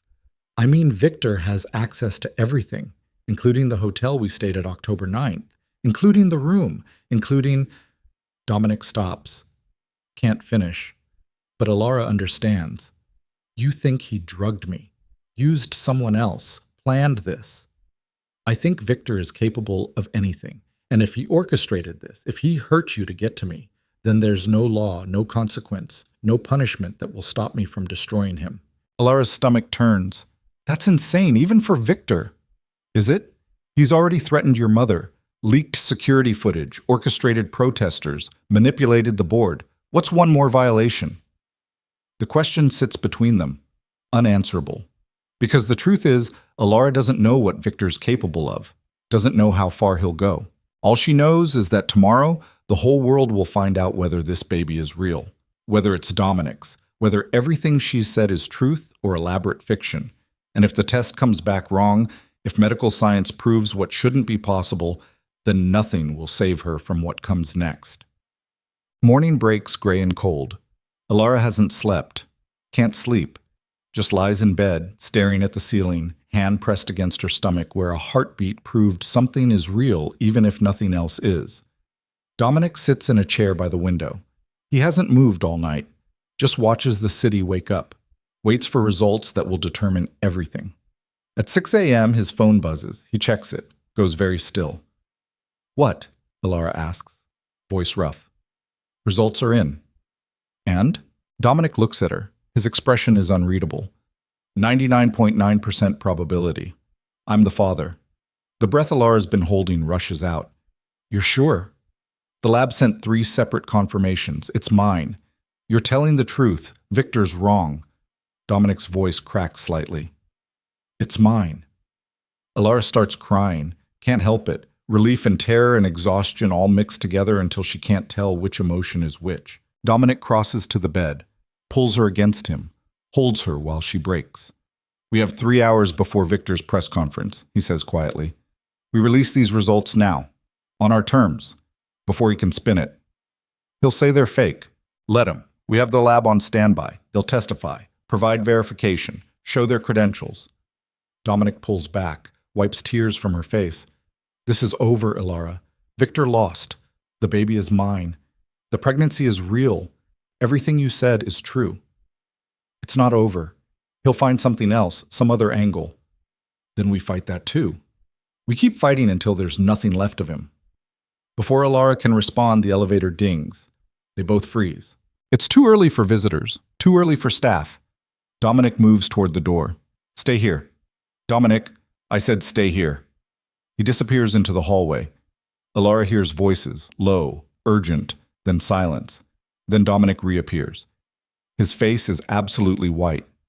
"What?" Alara's heart slams. "What happened?" "Your mother." His voice is hollow. "She collapsed. They took her to St. Catherine's 20 minutes ago." The world stops. "What?" "Catherine collapsed in her hotel room. The staff found her, called an ambulance." Dominic's hands shake. "Alara, it doesn't look good."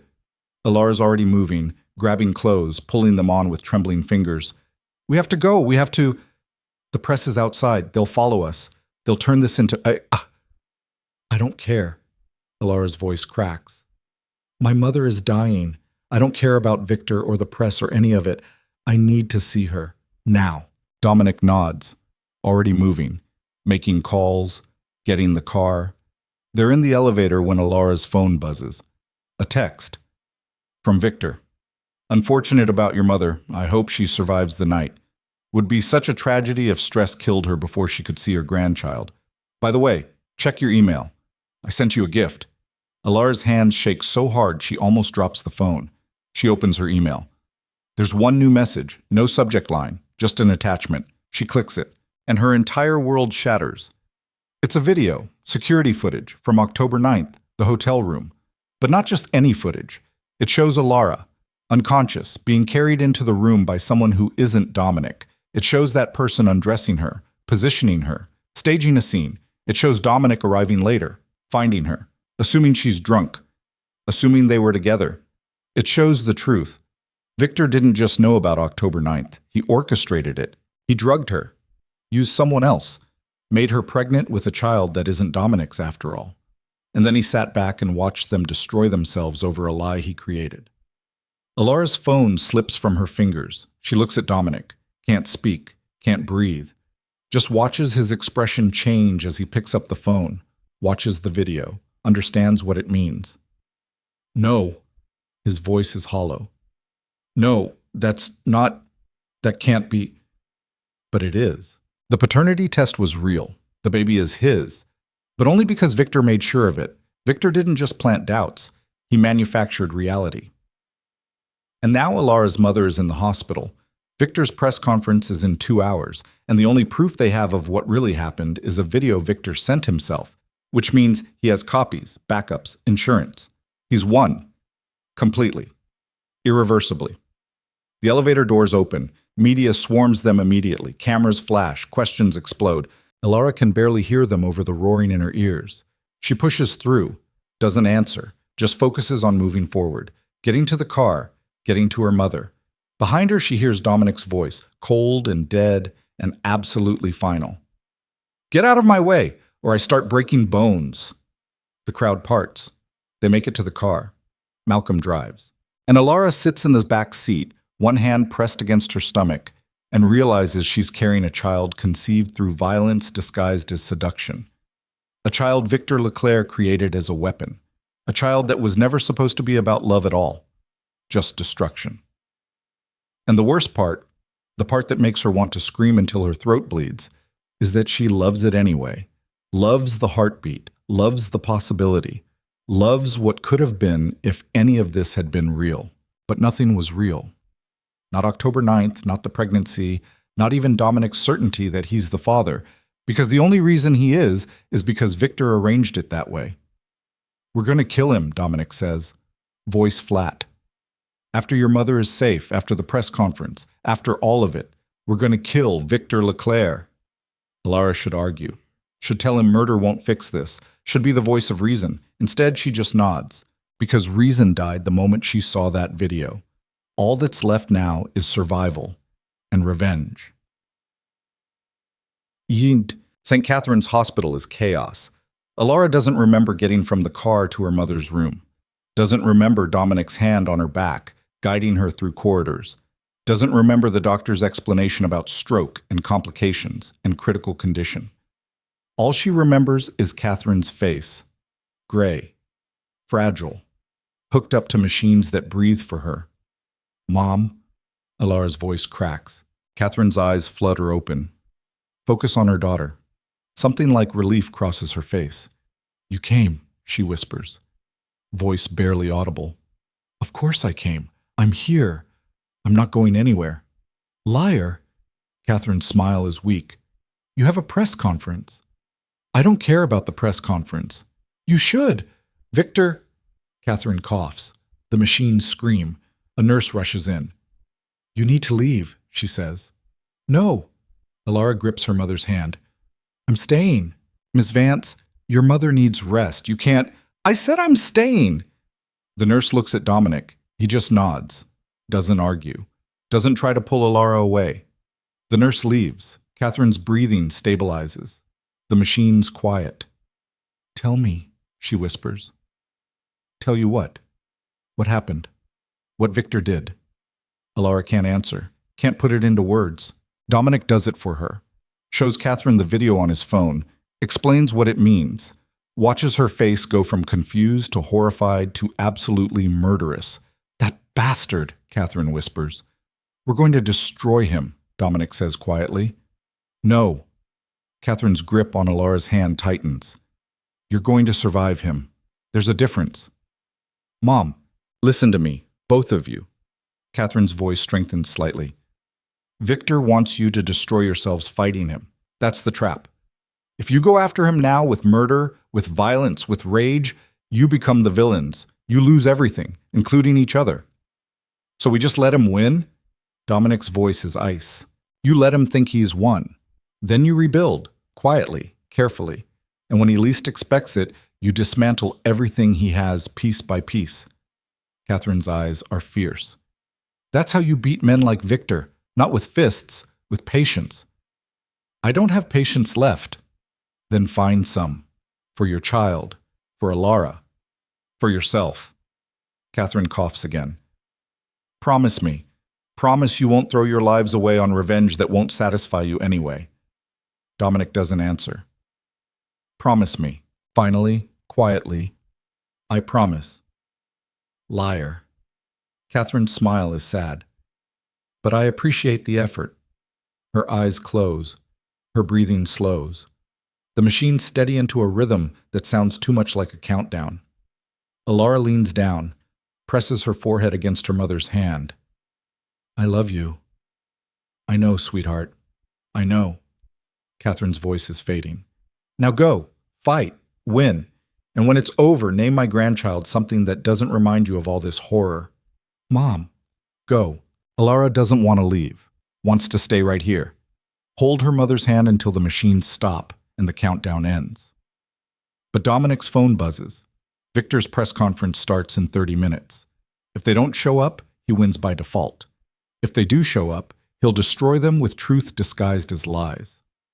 Either way, they lose, unless they change the game entirely. Alara stands, wipes her eyes, looks at Dominic. What if we don't go to his press conference? She asks. Then he says whatever he wants without pushback. What if we hold our own, right now, before his? Take away his audience. Dominic stares at her.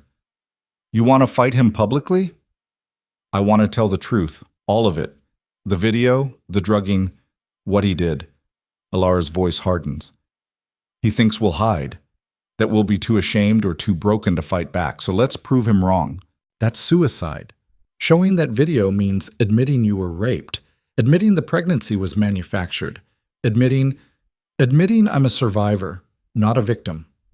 Alara's hands curl into fists. Victor took my choice away once. I'm not letting him do it again. The media will crucify you. They're already crucifying me. At least this way, I control the narrative. Dominic studies her for a long moment. Then he nods.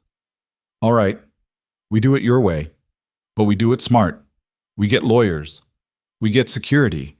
And we make damn sure Victor can't twist this into something it's not. Agreed. They're moving toward the door when Catherine's voice stops them. Alara. She turns back. Her mother's eyes are open, focused, clear despite the machines and the medication and the countdown ticking away her life. Show them who you really are, Catherine whispers. Not the perfect assistant, not the victim.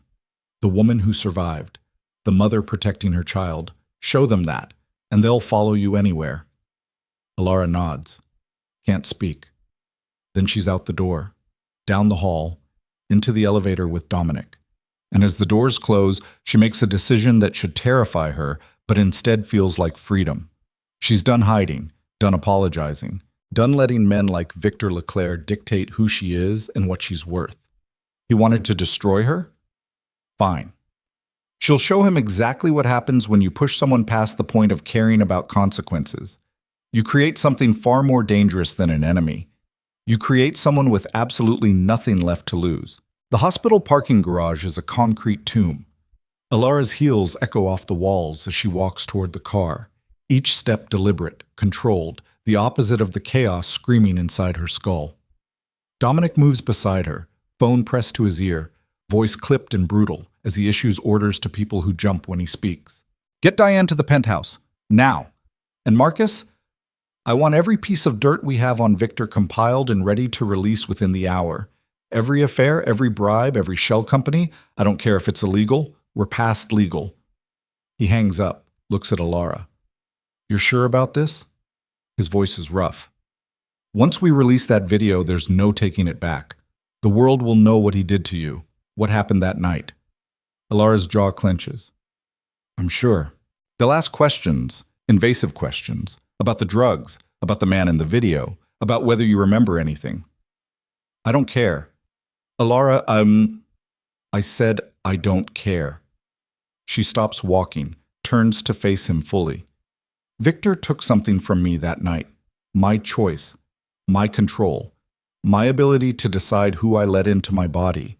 And I've been carrying that violation around for 6 weeks thinking it was something beautiful, something we created together. Her voice cracks. She forces it steady. Now I know the truth. And I'm not going to let him weaponize my shame. I'm not going to hide what he did. I'm going to shove it in his face on live television and watch him try to justify raping someone to destroy you. The word hangs in the air. Heavy. Undeniable. Rape. That's what it was. Not seduction. Not a mistake. Rape disguised as something consensual because she was unconscious and couldn't fight back. Dominic's expression goes absolutely murderous. I'm going to kill him. No. You're going to help me destroy him the right way, publicly, permanently, so he can never do this to anyone else. That's not enough. It has to be enough. Because if you kill him, you go to prison. Our child grows up without a father, and Victor still wins. Elara steps closer, puts one hand on his chest, feels his heart slamming. So you're going to choose me, choose us, and let the law handle what comes after. Dominic's hand covers hers. His fingers are shaking. I don't know if I can. You have to, because I can't do this without you. For a long moment, he just stares at her. Then he pulls her against him, holds her so tight it hurts, buries his face in her hair. I'm sorry, he whispers. I should have protected you. Should have known something was wrong that night. Should have... You couldn't have known. Neither of us could. Elara pulls back, looks up at him. But we know now. And we're going to make him pay for what he did. Dominic nods. Doesn't trust himself to speak. They get in the car. Malcolm drives in silence. He knows better than to ask questions. Elara pulls out her phone, opens the video Victor sent, forces herself to watch it again. She doesn't remember any of it. The hotel hallway, the door opening, being carried inside like cargo, her body limp and unresponsive as someone, she can't see his face clearly in the footage, undresses her with clinical efficiency. Her stomach turns, she keeps watching. The man positions her on the bed, covers her with sheets, makes it look like she's sleeping naturally. Then he leaves through a connecting door Elara didn't know existed. 20 minutes later, Dominic enters. She watches him find her, watches his expression shift from confusion to concern, watches him try to wake her, fail, assume she drank too much champagne, watches him undress and slide into bed beside her, one arm draped protectively over her waist, watches him fall asleep holding someone who had just been violated and staged for his discovery. The video ends. Elara closes the file, presses both hands against her mouth to keep from screaming. When we release this, Dominic says quietly, Victor will claim it's fake, edited, manufactured by us to discredit him. Then we get the hotel's original footage, prove it's real. The hotel will fight us. Privacy concerns, liability. They won't want to admit their security was compromised. Then we make them. Elara's voice hardens. We threaten lawsuits. We threaten to go public with their negligence. We threaten whatever we have to threaten to get that footage released. That could take weeks. We don't have weeks. Victor's press conference is in... She checks her phone. 23 minutes. We need to move now. Dominic's already dialing. Diane, change of plans. We're holding our own press conference immediately. Get every outlet you can to the penthouse in 15 minutes. Tell them we have breaking news about Victor Leclerc. He hangs up, looks at Elara. You ready for this? No, but I'm doing it anyway. The car pulls up to Mercer Tower. The street is packed. Protesters still line the barriers. Media vans crowd every available space.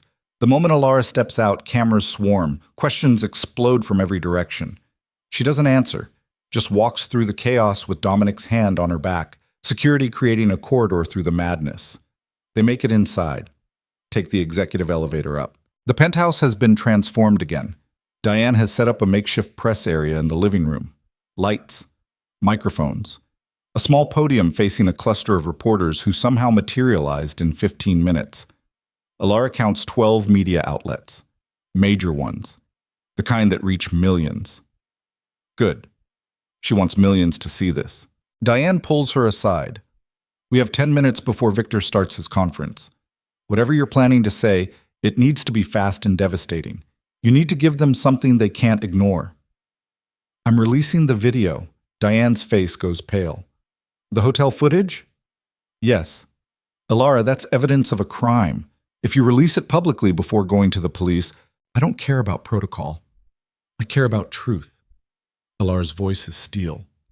Victor's going to stand up there and call me a liar, call my pregnancy fake, destroy whatever credibility I have left. So I'm going to show the world exactly what he did, before he can spin it. That video shows you unconscious, vulnerable, being assaulted. I know what it shows. And you're okay with millions of people seeing that? No, but I'm less okay with letting Victor control the narrative. Elara meets Diane's eyes. You said I needed to show them who I really am. This is who I am. Someone who survived, someone who's fighting back, someone who refuses to be ashamed of what was done to her. Diane studies her for a long moment. Then she nods. All right, but we do this smart. We don't just release the video. We frame it. We explain what it is, what it shows, and what it means. We make sure people understand this is evidence of a crime, not scandal. Agreed. And we have legal standing by. Because the moment this goes public, Victor's lawyers will come after us for defamation, invasion of privacy, every charge they can manufacture. Let them come. Diane's smile is sharp. You've changed. I had to. Good. Because the woman who walked into this building 2 days ago would never survive what's about to happen. But this version of you? Diane's eyes gleam. This version might actually win. Before Alara can respond, Dominic appears with a laptop. Video's queued up and ready to broadcast. I've also sent copies to law enforcement, FBI, NYPD, Sexual Crimes Unit. They're opening an investigation as we speak. Alara's chest tightens. You called the police? Someone had to. This isn't just about reputation anymore. Victor committed a felony, multiple felonies, drugging, sexual assault by proxy, conspiracy. He needs to face real consequences. He'll deny everything. Then we make the evidence impossible to deny. Dominic's voice is ice. I've already got forensic analysts reviewing the footage, verifying metadata, proving it hasn't been altered. By the time we're done, there won't be any question about what happened that night. A producer signals from the press area. We're live in 2 minutes. Alara's pulse spikes. Her hands start shaking. Dominic catches them, holds them steady. You don't have to do this. I can speak for you. Handle this myself. No, this is my story. I'm the one telling it. Then I'm standing beside you every second. Dominic, every second, Alara. He doesn't get to make you face this alone. She nods. Can't speak past the tightness in her throat. They move to the podium together. The reporters quiet. Cameras focus. Red lights indicate they're broadcasting live. Alara grips the edges of the podium, takes a breath that doesn't quite fill her lungs. My name is Alara Vance, she begins. Her voice shakes. She forces it steady. For 3 years, I served as executive assistant to Dominic Cade. In that time, I maintained absolute professionalism. No relationship, no impropriety, nothing that would compromise my position or his. She pauses. Meets the cameras head on. 6 weeks ago, that changed, or at least I thought it changed. I believe Dominic and I had crossed a line, that we'd made a choice together, that what happened between us was mutual and consensual. Her hands tighten on the podium. I was wrong. What I thought was a relationship was actually an orchestrated assault designed to destroy both of us. And the man responsible is Victor Leclerc. The reporters erupt. Questions explode, cameras flash. Alara holds up one hand.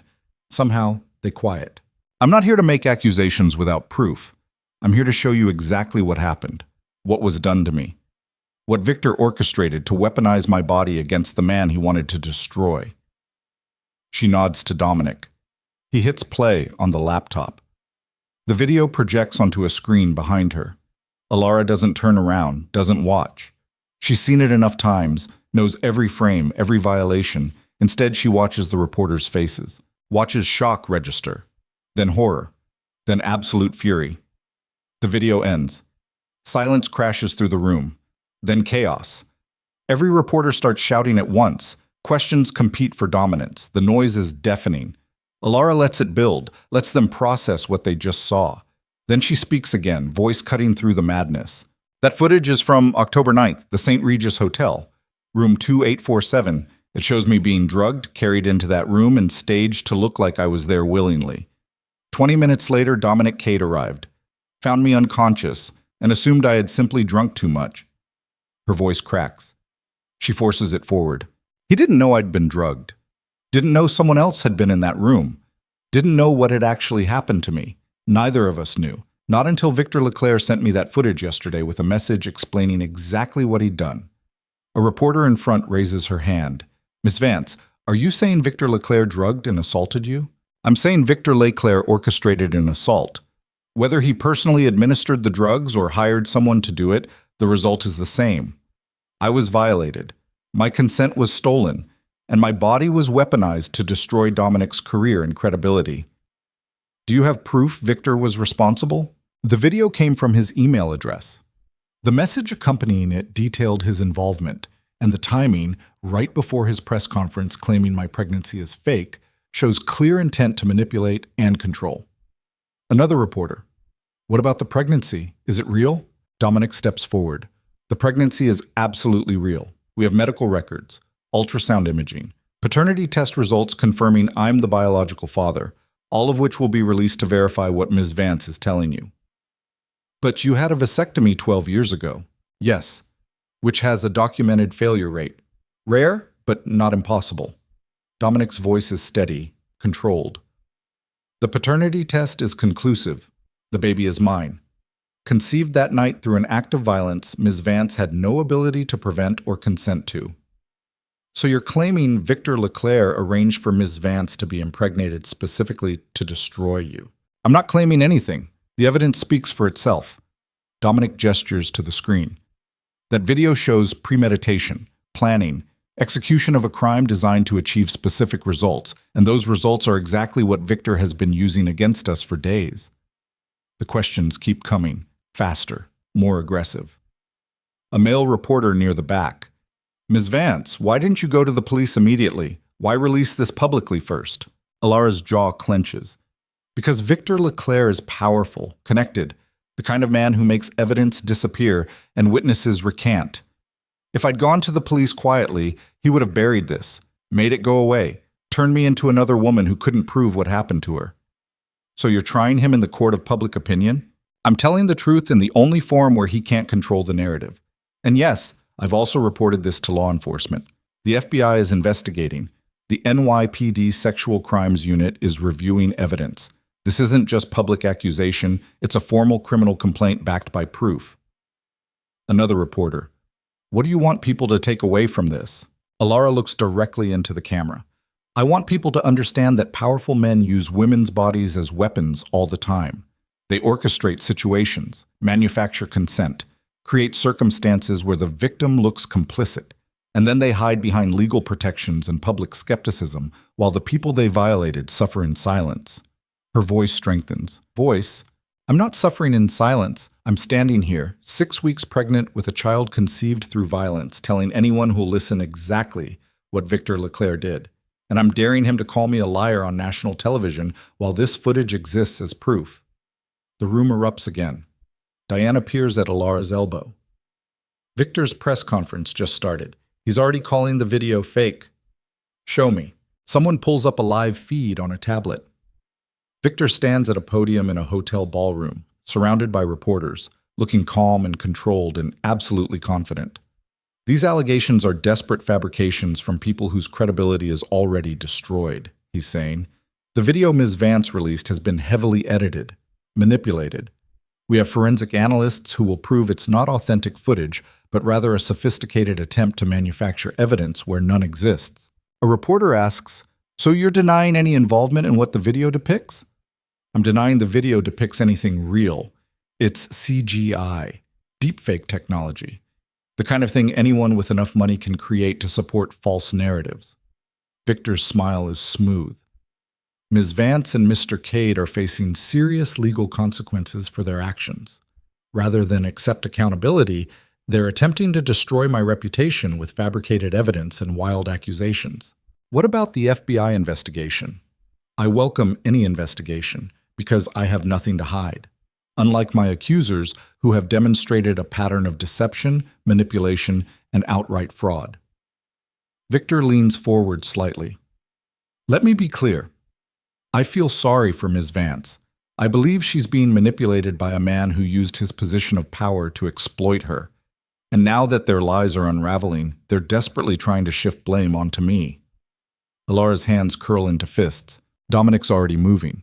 We're going there. Now. What?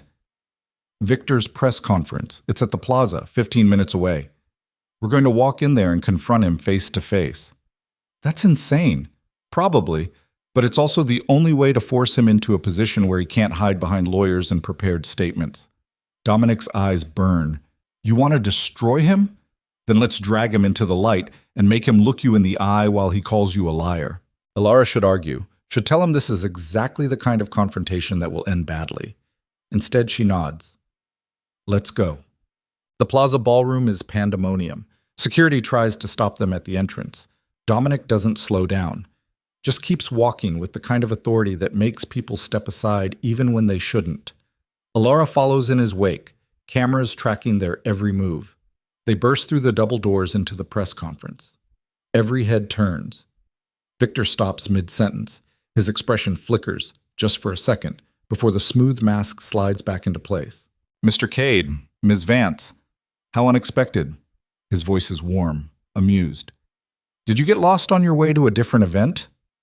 "Cut the performance, Victor." Dominic's voice cuts through the room like a blade.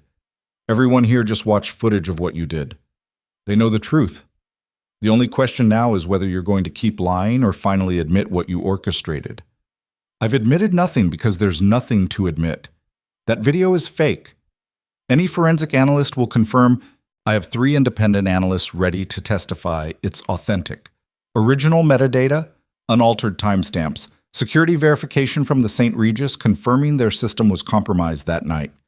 Dominic moves closer to the podium. "You can deny it all you want, but the evidence doesn't lie. Evidence can be manufactured, especially by someone as wealthy and connected as you." Victor's smile sharpens. "Tell me, Dominic, how much did you pay to create that footage? How much to buy expert testimony? How much to fabricate an entire crime to distract from your own misconduct?" "I didn't fabricate anything. You sent that video to Alara yourself, from your personal email. Easily hacked, easily spoofed. My security team is already tracing the actual source." Victor turns to the reporters. "This is what powerful men do when they're caught. They create elaborate conspiracies. They point fingers. They do anything except accept responsibility for their actions." Alara steps forward. "Look at me." Victor's gaze slides to her. "Ms. Vance, I truly am sorry you've been dragged into this situation. If you need help extricating yourself from Mr. Cade's influence." "Look at me," Alara repeats, harder. "And tell everyone here that you didn't orchestrate what happened October 9th. Tell them you didn't drug me, didn't have someone carry me into that hotel room, didn't stage my body to trap Dominic." "I did none of those things. You're lying." "I'm stating facts. Unlike you, whose entire story relies on manipulated footage and unverifiable claims." "Then explain the message you sent with the video, the one detailing exactly what you did." "What message? I sent no message. Show me this supposed evidence." Alara pulls out her phone, opens the email, holds it up for the cameras. Victor barely glances at it. "That could have been sent by anyone using my name. Email spoofing is elementary. The metadata matches your server. Metadata can be forged. Not by me. I'm an executive assistant, not a hacker." "No, but Dominic Cade has access to the best hackers money can buy." Victor's expression is almost sympathetic. "Ms. Vance, I understand you're frightened, confused, possibly even coerced. But accusing me of crimes I didn't commit won't protect you from the consequences of your own choices." "My choices?" Alara's voice shakes. "I didn't choose to be drugged. I didn't choose to be violated. I didn't choose to wake up pregnant with no memory of how it happened." "And I sympathize with your situation, truly. But that doesn't give you the right to destroy innocent people with false accusations. You're not innocent. Prove it, with real evidence, not edited videos and forged emails. Real, verifiable proof that I was involved in any way." Alara's breath comes faster. He's good. Victor is incredibly good at this. Deflecting, redirecting, making her look unstable while he remains calm and reasonable. She needs something he can't deflect. "The man in the video," she says, "the one who carried me into that room. I want him found, identified, questioned. If you're innocent, you should want that too." "I absolutely want that. Which is why I've already contacted law enforcement offering full cooperation with their investigation." Victor spreads his hands. "Unlike you, I'm not afraid of the truth. Because you've already covered your tracks, made sure anyone involved is either paid off or disappeared. That's a serious accusation. Do you have proof?" "Not yet, but I will." "I look forward to it." Victor turns back to the reporters. "Now, if there's nothing else, I'd like to continue my press conference without further disruption." Dominic moves. Fast. Before anyone can react, he's at the podium, one hand wrapped around Victor's throat, slamming him back against the wall. The room erupts. Security rushes forward. Cameras capture everything. "Say it," Dominic snarls. face inches from Victor's. Say you didn't do it. Look me in the eye and tell me you didn't drug her, didn't violate her, didn't use her body to get to me. Victor's face is turning red. He claws at Dominic's hand. Can't speak. Ilara grabs Dominic's arm. Let him go. Not until he admits it. Dominic, you're giving him exactly what he wants. You're making yourself look violent, unstable, proving every lie he's told about you. I don't care. I do. Our child does. Ilara's voice cracks. Please, let him go. For a moment, Dominic doesn't move. His fingers stay locked around Victor's throat, rage burning in his eyes like wildfire. Then slowly, he releases. Victor collapses, gasps, coughs. His hand comes up to his throat. Security swarms Dominic, pulls him back, restrains him. Did everyone see that? Victor's voice is hoarse, triumphant. Assault, on camera, in front of dozens of witnesses. This is who Dominic Cade really is. Violent, dangerous, completely out of control. You destroyed my life, Dominic says. Quiet, dead. You violated the woman I love. You weaponized an unborn child. And you stand there acting like you're the victim. I am the victim of your violence, your threats, your desperate attempts to deflect from your own misconduct. I'm going to destroy you. You already tried, and you failed. Victor straightens his collar, smooths his hair. Now get out of my press conference before I have you arrested. Dominic lunges forward again. Security holds him back. Ilara steps between them. Stop, both of you. This isn't helping anyone. He needs to pay, Dominic says. He will, but not like this. Ilara turns to Victor. You think you've won. You think attacking you on camera proves you're innocent and we're desperate.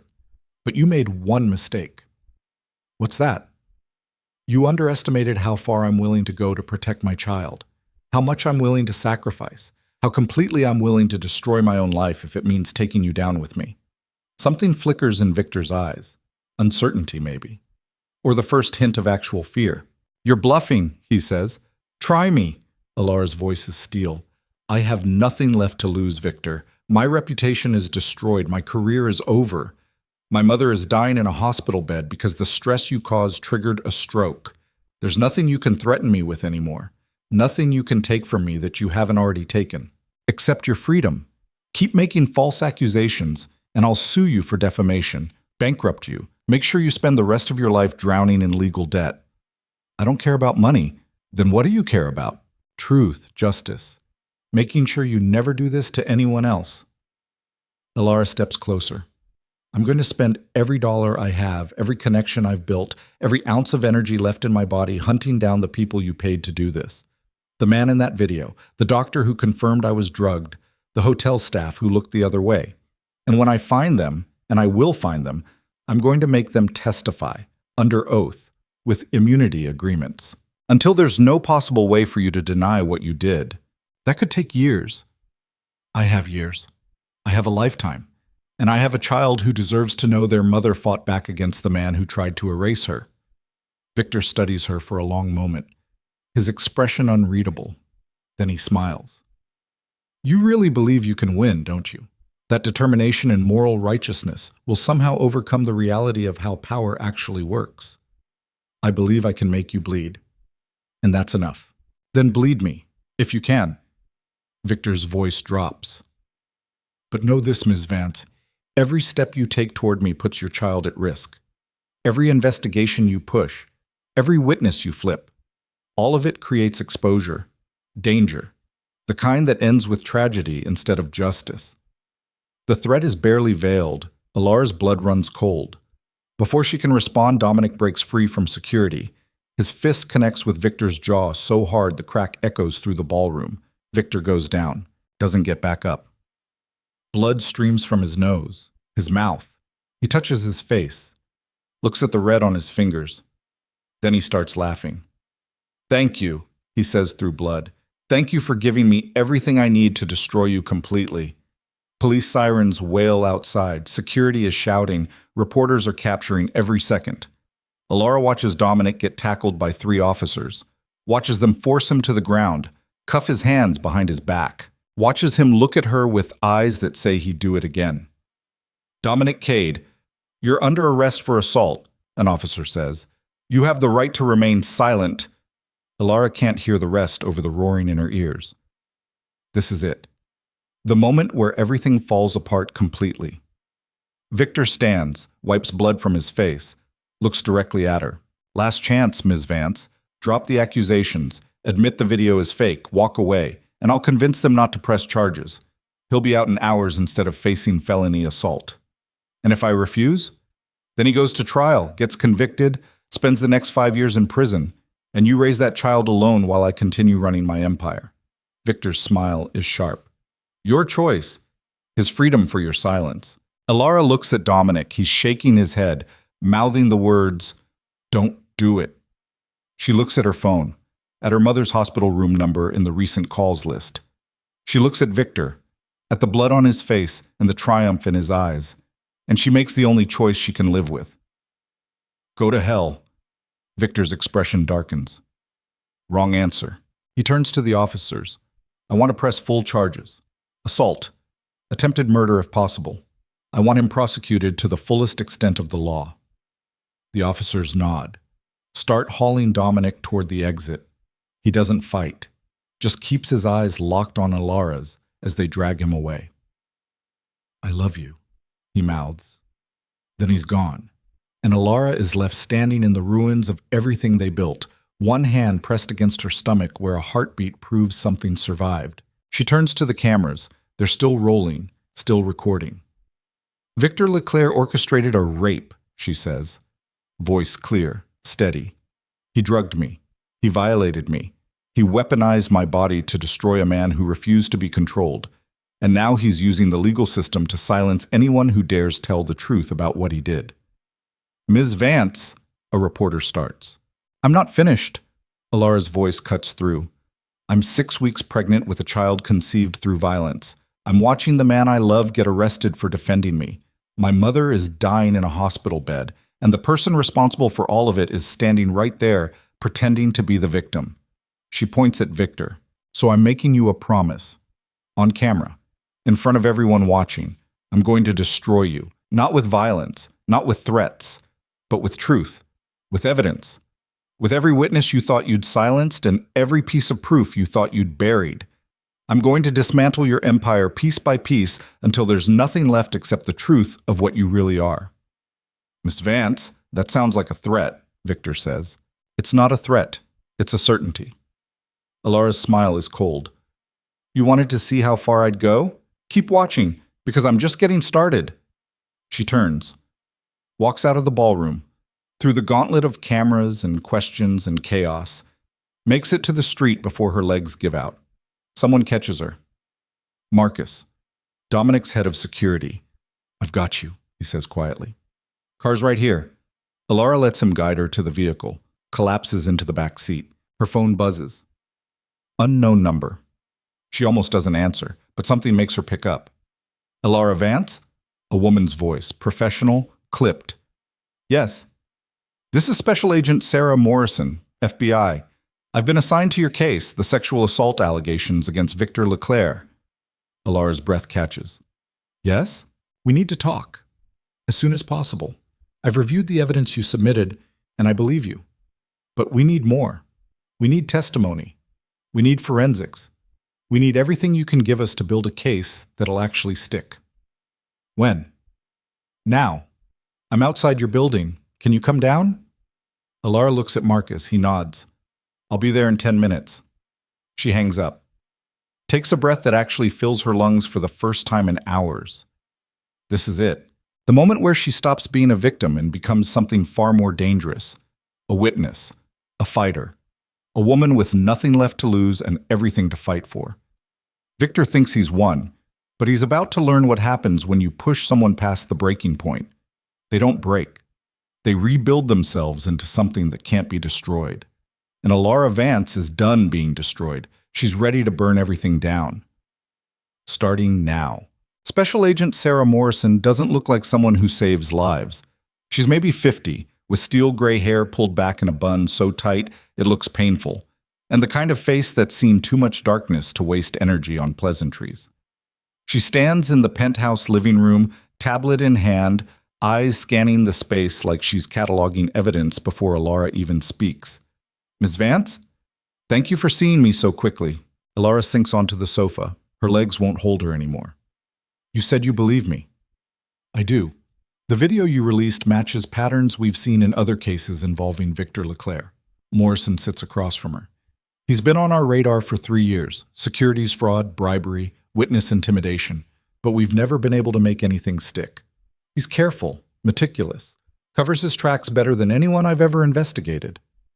"Then how do we stop him?" "We build a case so airtight he can't wriggle out of it, starting with you." Morrison pulls up files on her tablet. "The hotel footage is compelling, but alone, it's circumstantial. We need corroboration, medical evidence showing you were drugged, testimony from hotel staff who saw something unusual that night, financial records proving Victor paid someone to orchestrate this." "He'll have covered all of that, probably. But people will make mistakes, especially when they think they've already won." Morrison's eyes are sharp. "Victor's arrogant right now. He thinks getting Dominic arrested proves he's untouchable. That arrogance makes him sloppy, and sloppy is how we catch him."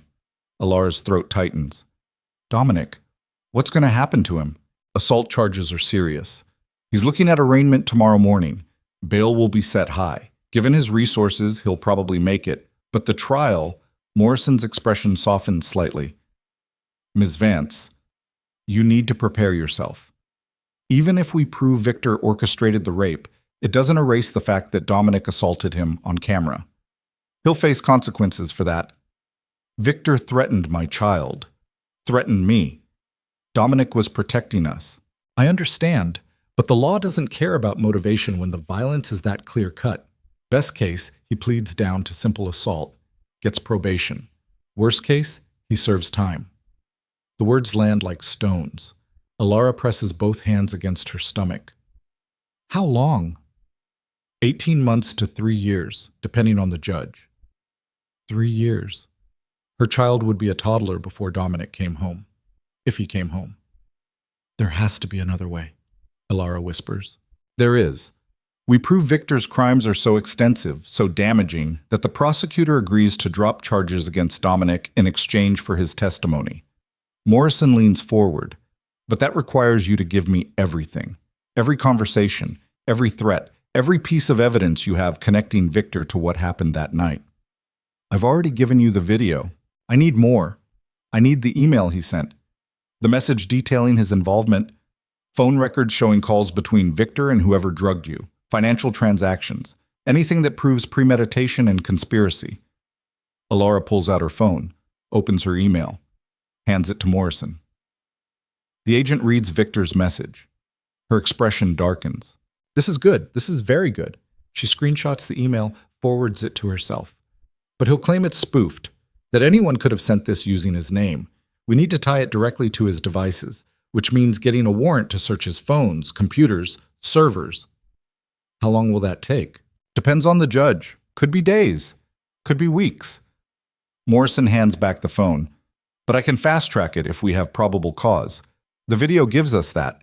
Combined with your testimony and Dominic's arrest creating public pressure, I think we can move quickly." "And my mother?" Alara's voice cracks. "Victor threatened her. Used her cancer treatment as leverage. Is that actionable?" "Extortion. Absolutely. But we need proof he made specific threats. Do you have recordings? Written communication?" "Just the phone call. I didn't record it." "Then it's your word against his, which isn't enough." Morrison's expression is sympathetic. "I'm sorry. I know that's not what you want to hear, but without corroboration, a good defense attorney will tear that apart." Alara closes her eyes, breathes through the frustration building in her chest. Everything Victor did, the drugging, the rape by proxy, the threats, the manipulation, all of it carefully designed to leave minimal evidence, plausible deniability built into every move. He's not just ruthless, he's brilliant. "What do I do now?" Alara asks. "You stay alive. You protect yourself and your child. And you let me do my job." Morrison stands. "I'll be in touch as soon as we have movement on the warrant. In the meantime, don't engage with Victor. Don't respond to any messages or calls. And don't go anywhere without security."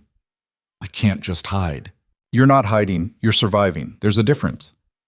Morrison moves toward the elevator, stops, looks back. Ms. Vance, I've been doing this for 23 years. I've seen a lot of victims. Most of them break under the pressure, the scrutiny, the invasive questions, the way the system treats them like they're the ones on trial. And the ones who don't break? They're the ones who change the system, who make it impossible for men like Victor to keep getting away with this. Morrison's smile is grim. You strike me as someone who doesn't break easily, so prove me right.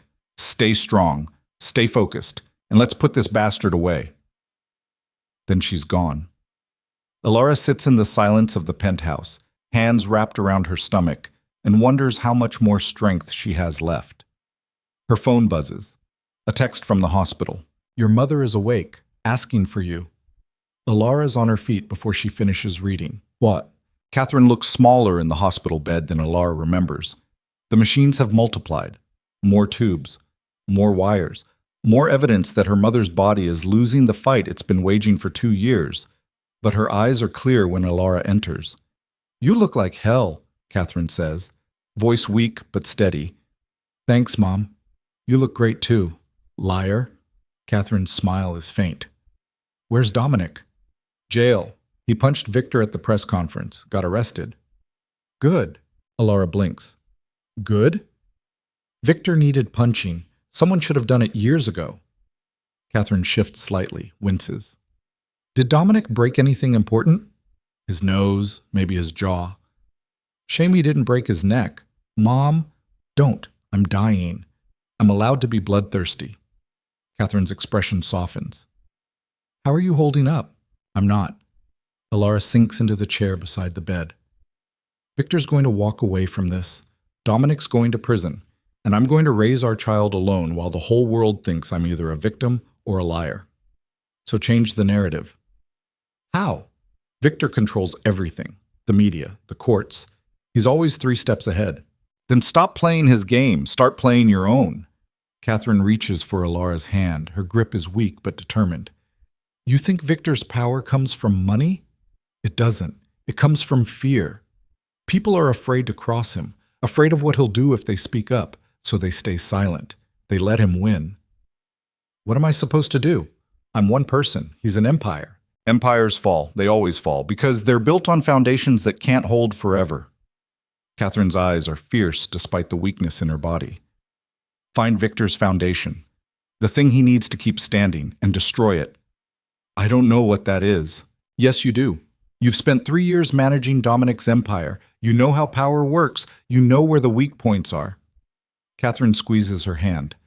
So stop thinking like a victim and start thinking like the woman who kept Dominic Cade's world running for 3 years without anyone noticing.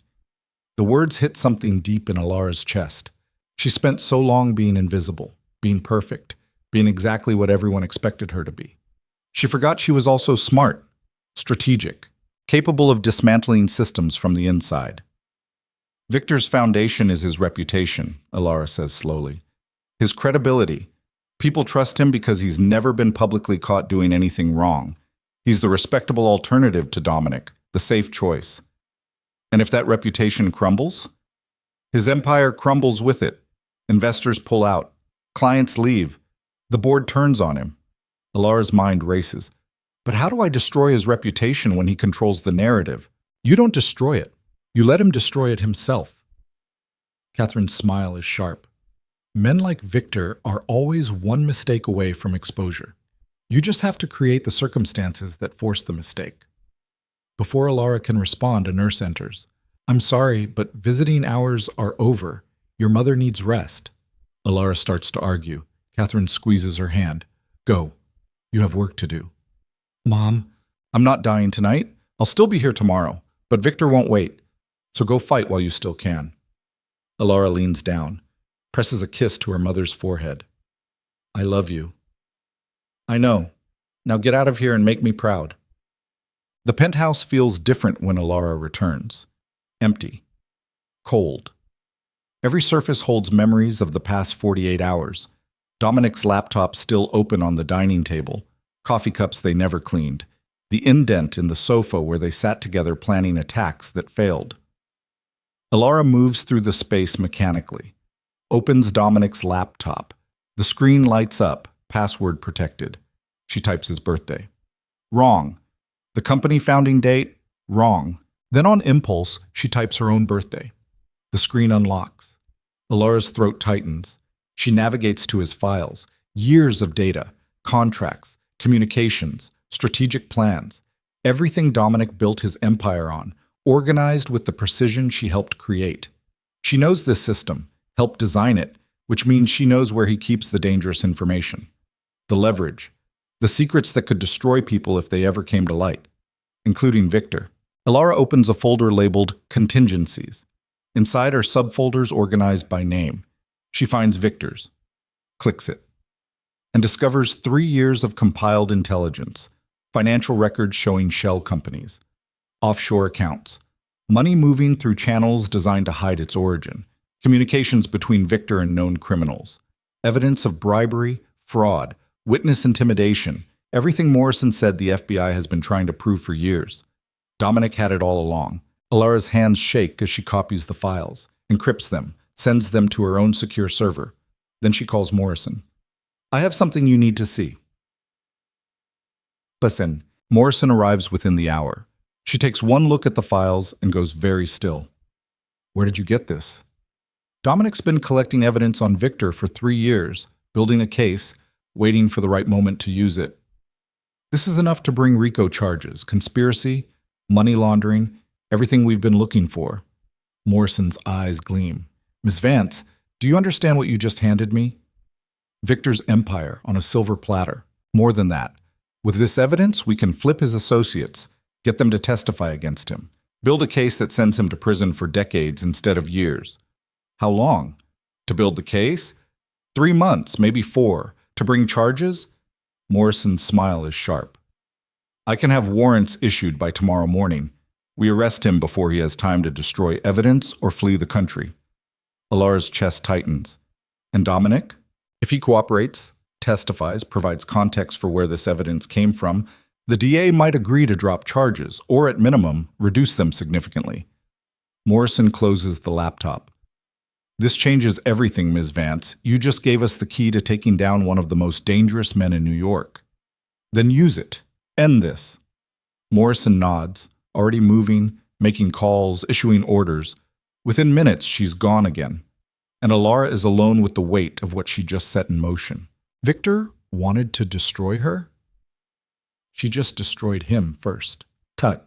The arrest happens at dawn. Alara watches it on the news from her hospital chair beside her mother's bed. FBI agents swarm Victor's penthouse, his office, his secondary residences.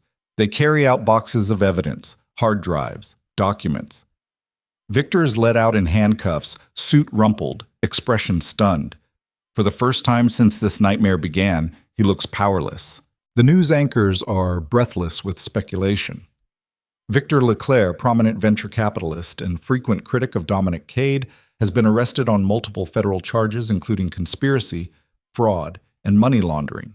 Sources indicate the FBI received a significant cache of evidence linking Leclerc to criminal activity spanning several years. Catherine's eyes are closed, but she's smiling. You did it, she whispers. We did it, Alara corrects. You taught me to fight. I taught you to survive. You learned to fight all on your own. Alara's phone buzzes, a number she doesn't recognize. She answers cautiously. Hello?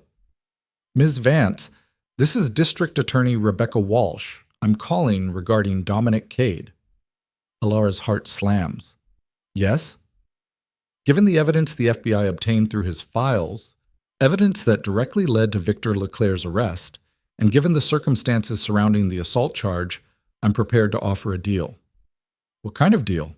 Mr. Cade pleads guilty to simple assault. No contest. He receives 6 months probation, anger management counseling, and community service. No jail time. In exchange, he cooperates fully with the FBI's investigation into Leclerc and testifies if needed. Alara's vision blurs. You're serious? Completely. Victor Leclerc orchestrated a sexual assault, used it as a weapon. What Mr. Cade did was wrong, but it was provoked under extreme circumstances. I don't believe prison serves justice in this case. When can he be released? Arraignment is in 2 hours. If he accepts the deal, he'll be processed and released by end of day. He'll accept it. I thought he might. Walsh's voice softens. For what it's worth, Ms. Vance, I believe you. What happened to you was unconscionable, and I'm going to make sure Victor Leclerc never has the opportunity to hurt anyone else. She hangs up. Alara sits there, phone in hand, trying to process that this nightmare might actually be ending. Catherine's hand finds hers.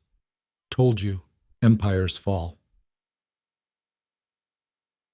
But Dominic walks out of central booking looking like he's been through a war. Bruises on his knuckles, dark circles under his eyes, stubble shadowing his jaw. But he's upright, free. And the moment he sees Alara waiting by the car, something in his expression breaks. He crosses the distance between them in 3 strides, pulls her into his arms, holds her like he's afraid she'll disappear if he lets go. I'm sorry, he whispers against her hair. I'm so sorry. I should have... Don't. You did what you had to do, what I needed you to do. Alara pulls back, looks up at him. Victor's been arrested, federal charges. He's looking at decades in prison. Dominic goes very still. How? You. The files you'd been collecting. I gave them to the FBI. They had everything they needed to bring him down. You went through my private files. Your password was my birthday. Something shifts in his expression. Of course it was. Are you angry? That you saved me? No. Dominic's hand comes up, cups her face. That I didn't do it myself? Yes. I should have moved on, Victor, years ago. Should have stopped him before he ever got close enough to hurt you. You couldn't have known what he'd do. I should have. I knew he was dangerous, knew he was escalating, and I got so focused on protecting my empire, I didn't protect the only thing that actually mattered, which is you. His thumb brushes across her cheekbone. I'm done playing games, Alara. Done building empires. Done caring about anything except making sure you and our child are safe. What does that mean? It means I'm stepping away. From the company. From the board. From all of it. Dominic's voice is steady. Final. I have enough money to live comfortably for several lifetimes. I don't need more. What I need is to be present, to be a father, to be a partner, to be something other than the man who destroys everything he touches. Alara's throat tightens. You're not that man. I was. For a long time, I was exactly that man, but I don't want to be anymore. His forehead presses against hers. I want to be someone our child can be proud of, someone who chose family over power, someone who learned that being strong doesn't mean being invincible. It means knowing when to walk away. What will you do? I don't know. Figure it out as I go. Maybe learn to cook something other than pasta. Maybe fix up a house somewhere quiet. Maybe just exist without fighting battles every day. Dominic's smile is tired. Think you could handle that? A version of me that's not running an empire? I think I could handle anything as long as you're in it. He kisses her, soft and careful and full of promises he's terrified of breaking. When he pulls back, his eyes are wet. I love you, he says. I should have said it 3 years ago. Should have told you every day since, but I was too proud, too afraid, too convinced that admitting I needed you would make me weak. And now? Now I know that needing you is the only strength I have left. Alara's tears finally break free. I love you too, and I hate that it took all this to get here, but I'm glad we're here anyway. So am I. They stand there on the courthouse steps, holding each other while the city rushes past, and for the first time in weeks, Alara feels like she can breathe. Catherine dies 3 weeks later. Quietly. Peacefully. In her sleep with Alara holding her hand. The funeral is small. Just Alara, Dominic, and a handful of people who actually knew Catherine beyond her diagnosis. No media, no cameras, no spectacle. Just grief and love, and the kind of goodbye that doesn't heal so much as become part of who you are. Alara speaks at the service, tells stories about her mother's strength, her humor, her refusal to let cancer define her final years. She talks about how Catherine taught her to fight, to survive, to become someone who doesn't break under pressure. And when she finishes, she places her mother's ashes in the plot beside her father's grave and walks away knowing she carries everything important with her. The strength, the lessons, the love. All of it lives on. Victor's trial begins in February. Alara testifies, sits on the witness stand for 6 hours and tells the jury exactly what happened October 9th. Shows them the video, explains how she felt waking up with no memory, how the pregnancy made her question everything, how Victor used her body as a weapon against the man she loved. The defense attorney tries to discredit her, suggests she consented, suggests the video is fake, suggests she's lying to protect Dominic. Alara doesn't flinch, just looks the attorney in the eye and says, I have nothing to gain from lying. I've lost my career, my privacy, my mother. All I want is for the truth to matter more than Victor's money. The jury deliberates for 4 hours. Guilty on all counts: conspiracy, fraud, sexual assault by proxy, money laundering, witness intimidation. Victor is sentenced to 23 years in federal prison.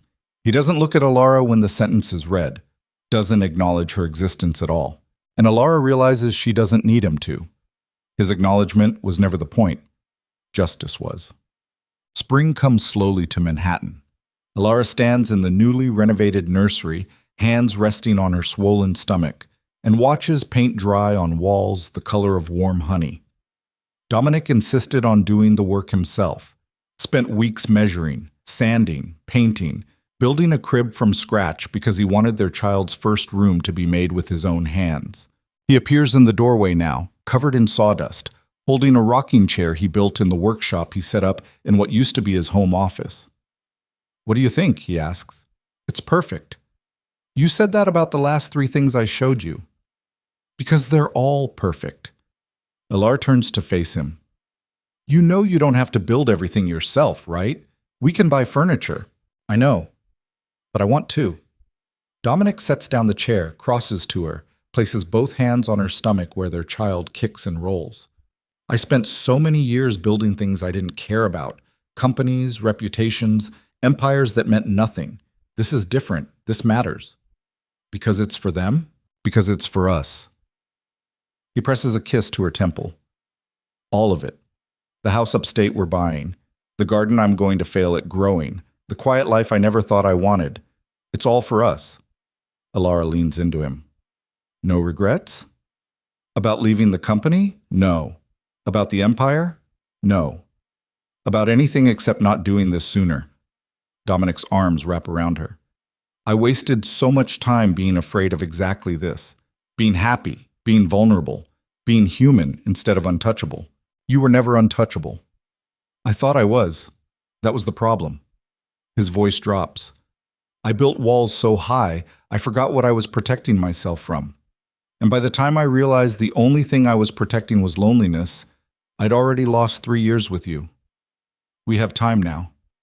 We do. And I'm not wasting another second. They stand there in the half-finished nursery, holding each other, feeling their child move between them. And Alara thinks about how far they've traveled from that rainy morning in Dominic's office. From lies to truth. From control to surrender. From empire to family. None of it was easy. None of it was clean. But all of it was real. And real, Alara has learned, is the only thing worth fighting for. Their son is born on a Tuesday in June. 7 pounds, 3 ounces. Dark hair. Gray eyes that will probably change, but for now look exactly like his father's. Lungs strong enough to make his displeasure known when the world proves colder and brighter than the womb. Alara holds him for the first time and feels everything else fall away. The trial. The media circus. The nightmare that brought them here. None of it matters anymore. This does. This tiny, furious human who exists because she survived. He's perfect, Dominic whispers. He's crying, doesn't try to hide it. He's absolutely perfect. What should we name him? They'd discussed options for months. Traditional names, family names, nothing felt right. But looking at him now, Alara knows. Atlas, she says. Dominic looks at her, like the one who held up the world when everything was falling apart. Like the one who carried impossible weight and kept standing. Alara's voice cracks. Like what we did, what we survived. Atlas, Dominic repeats, testing it. Atlas Cade. Is that okay? It's more than okay. It's perfect. He leans down, presses a kiss to their son's forehead. Welcome to the world, Atlas. Your mother and I have been through hell getting here, but we made it. And we're going to make damn sure your life is easier than ours was. Atlas stops crying, looks up at his father with unfocused eyes, makes a sound that might be agreement or might just be gas. Alara laughs, cries. Can't tell which. All she knows is that this moment, this child, this man beside her, is what she fought for. This is what surviving looks like. 2 years pass like water. The house upstate becomes home. 3 bedrooms, a porch, land enough for Atlas to run when he's older. Dominic learns to garden, fails spectacularly, tries again, eventually grows tomatoes he's absurdly proud of. Alara writes a book about surviving workplace assault. It becomes a bestseller. She donates the profits to organizations helping other survivors navigate the legal system that failed her so many times. They get married on a Saturday in October. Small ceremony, no media, just them and Atlas and a handful of people who matter. Dominic cries through his vows. Alara's hands shake putting on his ring. They kiss, and Atlas claps, and somewhere in the back of Alara's mind, she hears her mother's voice saying, I told you so. Life doesn't become easy. Atlas gets sick. Alara has nightmares about October 9th that therapy helps but doesn't cure. Dominic struggles with letting go of control. They fight, make up, fight again. Learn that loving someone doesn't mean being perfect. It means staying even when things get hard. But through all of it, they stay. Because that's what they chose. Not the empire, not the power. Each other. On a Wednesday morning in late spring, Alara wakes to find Dominic already gone from bed.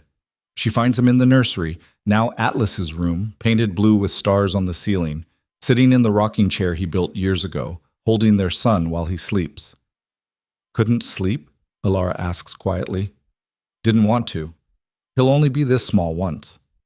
Dominic looks up at her. I keep thinking about everything we went through to get here. The violence, the lies, the trial. All of it. Regrets? No, I just wish... He stops. Starts again. I wish I could tell the version of myself from 5 years ago that it was worth it. That losing the empire, facing the consequences, choosing you over power, it was all worth it. Would he have believed you? No, he was too arrogant, too convinced that strength meant never needing anyone. Dominic's smile is sad. But maybe that's the point. Maybe you have to break completely before you can rebuild into something worth keeping. Alara crosses to them, sits on the arm of the chair, runs her fingers through Dominic's hair. We're worth keeping, she says. Yes, we are. They sit there in the quiet morning light, their child breathing between them, and Alara thinks about how stories end, not with revenge, not with justice, not even with happily ever after, because life is messier than fairy tales. They end with choice, with 2 people deciding every single day to keep choosing each other, despite everything that tried to break them. They end with a child who'll never know the violence that preceded his existence. They end with scars that don't heal, but become part of the story you tell about how you survived. They end with understanding that the most dangerous thing wasn't the scandal, or the enemies, or the empire. It was choosing to stay and building something real in a world designed to break it. And somehow, impossibly, they built it anyway. Years later, when Atlas is old enough to ask questions, Alara tells him the truth. Not all of it. Not the darkest parts. But enough. She tells him his parents met in an office tower during a storm, that they made mistakes, that they hurt each other and were hurt by others, that they almost lost everything fighting for something that mattered. And when Atlas asks what they were fighting for, Alara doesn't hesitate. You, she says, we were fighting for you. But I wasn't born yet. No. But we knew you were coming, and we knew you deserved parents who chose each other, who fought for each other, who understood that real strength isn't power or control. It's staying even when leaving would be easier. Atlas considers this with the seriousness only a 6-year-old can manage. Did you win? Alara looks at Dominic. He's in the garden, probably murdering more tomato plants. Atlas's toy truck is abandoned in the grass beside him. The house they built together stands solid behind them. Yes, she says. We won. What did you get? Everything that matters. Like what? Alara pulls her son close, breathes in the scent of his hair, feels his heartbeat against her chest. This, she whispers. We got this. And in the quiet afternoon light, with her family whole and her scars healed enough to carry, Alara Vance understands something her mother tried to teach her years ago. Surviving isn't about coming through unbroken. It's about breaking in ways that make you stronger. It's about choosing to build something beautiful from the wreckage. It's about loving imperfectly and fighting fiercely and standing back up every single time life knocks you down. It's about deciding that your story doesn't end with the violence done to you. It ends with what you built despite it. And what Alara built, this family, this home, this life, is more powerful than any empire Dominic ever controlled, because it's real, because it's chosen, because it survived. And that, she thinks, is the only victory that ever mattered. The sun sets over the house upstate. Inside, Dominic reads Atlas, a story about dragons and knights and brave heroes who save the day. Atlas falls asleep halfway through, one hand curled around his father's finger. Alara watches from the doorway. Her hand rests on her stomach where a second heartbeat has started. A sister for Atlas. Another chance. Another choice to keep building. Dominic looks up, sees her, smiles. And in that smile, Alara sees everything they survived. The storms, the battles, the man who tried to destroy them and ended up destroying himself instead. All of it lives in the space between them. Not forgotten, but transformed into something that doesn't hurt anymore. Just evidence that they made it, that they're still making it, that every day they wake up and choose each other is another day they win. Dominic carries Atlas to bed, kisses their son's forehead, turns off the light. Then he crosses to Alara, pulls her close. Thank you, he whispers. For what? For not running, for staying, for building this with me even when it would have been easier to walk away. I never wanted easy. I wanted real. This is real. I know. Alara's hand finds his, and it's enough. They stand there in the hallway of their home, holding each other while their children sleep. And Alara thinks about how stories are supposed to end, with triumph, with vindication, with the villain defeated and the heroes victorious. But this story doesn't end with any of that. It ends with two imperfect people who loved imperfectly and fought desperately and somehow found their way to something worth keeping. It ends with a family built from wreckage. It ends with scars that tell the truth about survival. It ends with understanding that the most powerful thing you can do when the world tries to break you is refuse to stay broken. You get up, you fight back, you build something beautiful from the pieces, and you call that winning, not because it's easy, not because it's clean, but because it's yours, and yours is the only thing that ever mattered. Done. The end. In the years that follow, Victor Leclerc serves his sentence in federal prison. He files appeals. They're denied. His empire crumbles without him. The people he destroyed testify. The systems he corrupted are exposed. And slowly, painfully, justice becomes more than just a word. Dominic never rebuilds his empire, never wants to. He teaches Atlas to build things with his hands, to value people over power, to understand that strength and gentleness aren't opposites. Alara continues writing, continues fighting for survivors, becomes the voice for people who thought they had none. Their daughter is born in December. They name her Catherine. And on quiet nights, when the children are asleep and the house is still, Alara and Dominic sit on the porch they built together and watch the stars. They don't talk about October 9th anymore. Don't need to. That night lives in their history, part of the foundation they built. But it doesn't define them. What defines them is this: the choice to stay, the decision to build, the understanding that real love isn't perfect or easy or simple. It's just worth fighting for, again and again and again, until fighting becomes living, and living becomes proof that you survived, that you chose each other, that you won, not against the world, not against the enemies who tried to destroy you, but against the voices that said broken things can't be made whole. You proved them wrong, and that's the only victory that ever mattered.